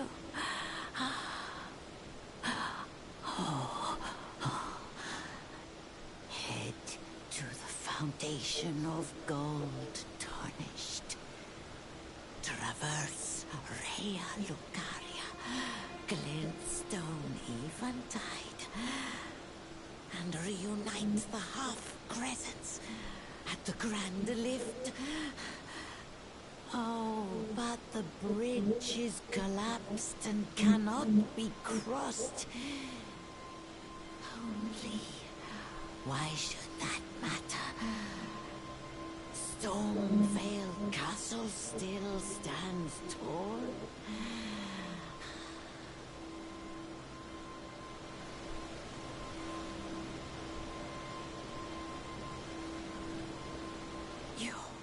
You... Very creepy NPCs. Finger maiden crones, so they will just want your hands so they can read your future. And she's just telling us to go to, Stormvale. Nomadic Warriors Cookbook, Soft Cotton, Staunching Blouses, and Rainbow Stone Arrows. Oh, pretty cool. The staunching ones prevent the blood loss buildup. So if you're fighting an enemy that's giving you trouble, put those on and you'll reduce your meter by a lot. And then the rainbow arrows honestly really do nothing but just kind of sparkle when they hit things, so it's just like an added flare attack. But it costs a lot more items than usual, so just whatever, Not really sure if their damage is better or not. I never really ventured. Yeah, they are, okay. Except for the bone arrows. Bone arrows are still stronger, so I don't really know the point of those, to be honest, but this is another path that will lead you to another area of the game. So it is just really cool how Elden Ring decides that, hey, you go anywhere, do whatever you want. But we ain't gonna do that. We have a little bit more structure in this run through, though, just in case. We've got new players that want to see this and wonder how it all goes. What your natural progression should look like, really.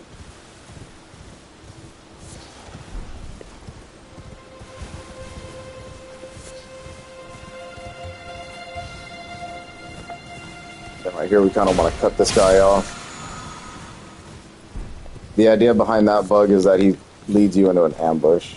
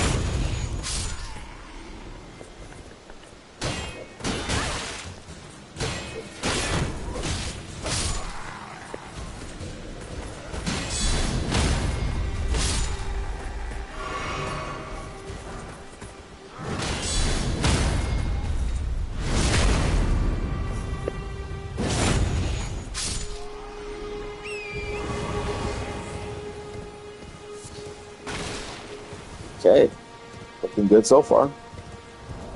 Alright, so for this boss, we actually want to change out our spirits for the jellyfish. This is going to be the first major boss of Elden Ring. He's kind of like your stopgap to be like, oh my god, I don't know if I can play this game, because he's pretty difficult when you don't know what you're doing. And if you really rush, like as soon as you get to the game and Varya says, oh, you should go to Castle Stormvale, you start following that path, you never explore this whole side. You're not going to get the runes level up or whatever, and better gear, then this guy can be a true test to like, what the hell is this game about? But most like FromSoft bosses like that in the beginning are just like, are you even ready to do this? Like, you better figure shit out before you even start this game. Then we want Margit's Shackle. This is a very key item and important. So we read this. A fetish bathed in gold and magic. Shackles were used to bind their cursed people called the Omen, and these ones were made up to keep particular Omen under strictest confinement. Though faint, the shackles still retain vestiges of power enough to trap the once bound Margit on Earth, but only for a short time.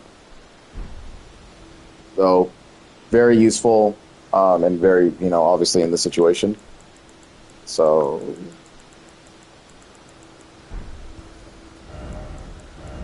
then anything else you might need for this fight, go ahead and put it in. But I would just suggest having at least a +3 weapon, a really good shield, armor that you can play with and, take less damage on. Should you die, there's a grace point here. Naturally, I would never suggest running on 18,000 runes to do this fight, but I hope we don't struggle. And if you need help, there will always be help right here. You just put up a for-calling remedy, and then you'll have pools of players that will be ready to help you out here in the early stage of the game. This summon sign is for a NPC of the game, so this is always going to be here forever, no matter what, even when Elden Ring server shut down 1 year.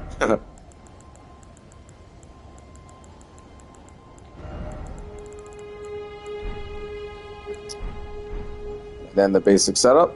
Make sure you have your physic where you want it.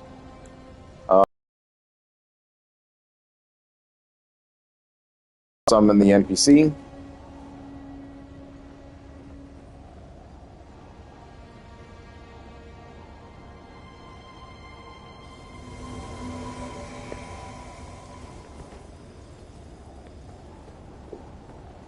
Come out here for some pretty cool dialogue. Cutscene. Foul tarnished. In search of the Elden Ring. Emboldened by the flame of ambition.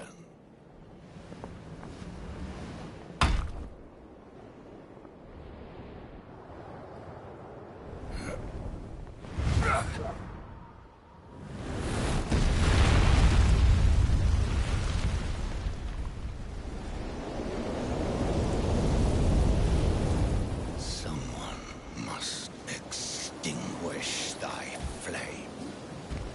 Let it be Margit the Fell.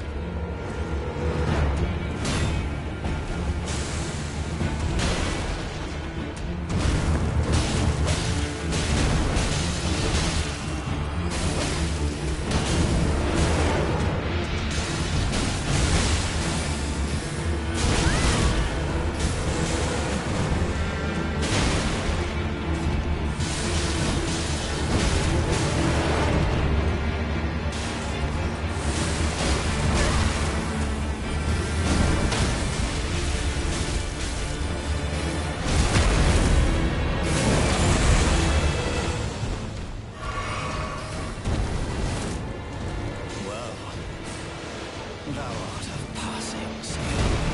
Warrior blood must truly be thy veins. That golden sword is like it's a holy weapon, so it's going to be chip damage.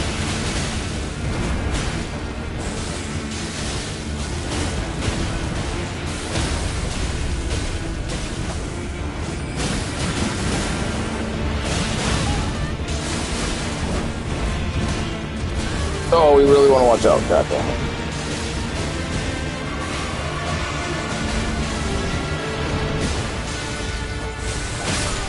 Woo.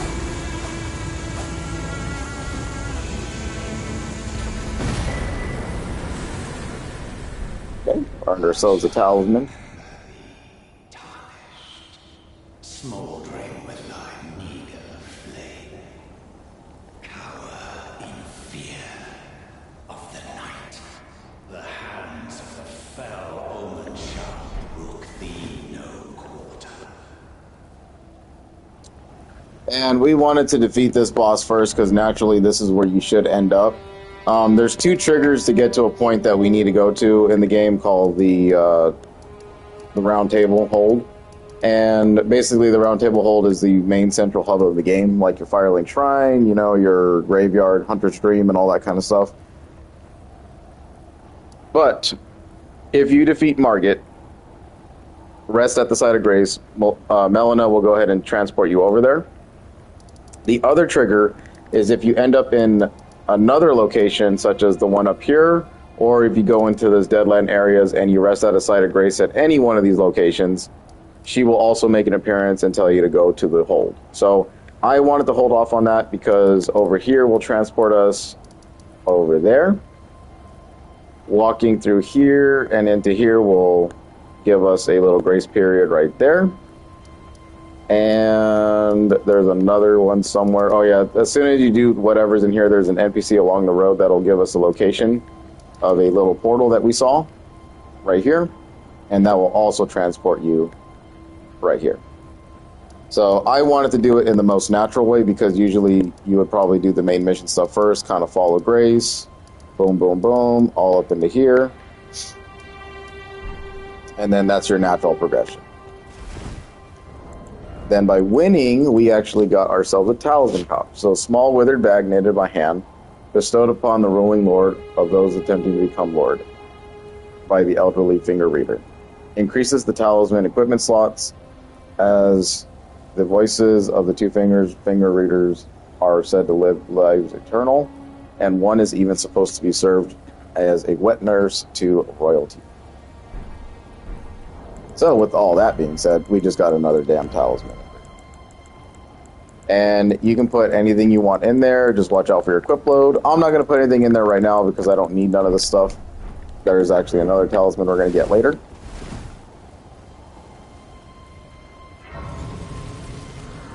So, tough battle, though, with Margit. And I completely forgot to use a shackle because I just don't use it anymore because I learned his moves pretty well.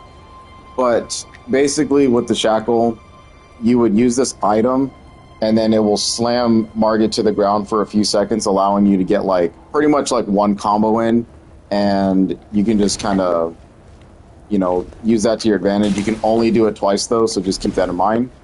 And I think up to a certain point of his HP, like once he gets to a certain point, he won't allow you to do it no more. But it's really useful in case you're like super struggling with this guy, which most of the time it happens. And then we can go ahead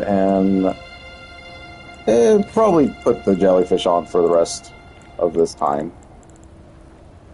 And you saw the jellyfish was shooting out that little purple stuff. That's poison. So he actually got poison procced on himself, which was very well done by the jellyfish. So he was taking additional damage. Of course, we had a sorcerer helping us, so things were looking pretty good. Now you want to rest.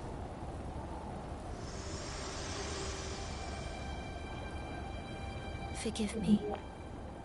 I've been testing you to see whether or not grace truly does guide you, and whether you are fit to face the challenge that entails. It seems my worries were unfounded. Torrent had your measure from the very start, whereas I merely pretended. There is but one other thing I can do to offer you guidance. I can take you to the Round Table Hold, gathering place of tarnished champions, guided by grace. Very well. Let my hand rest upon you for but a moment.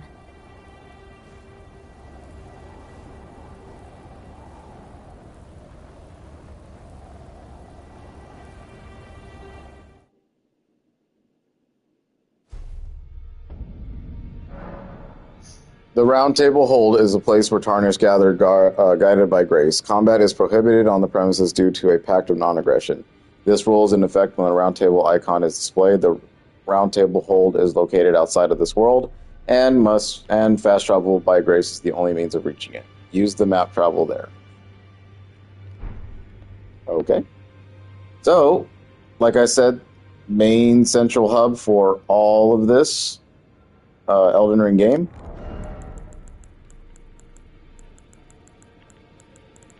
In here, we will talk to NPCs, begin quest lines.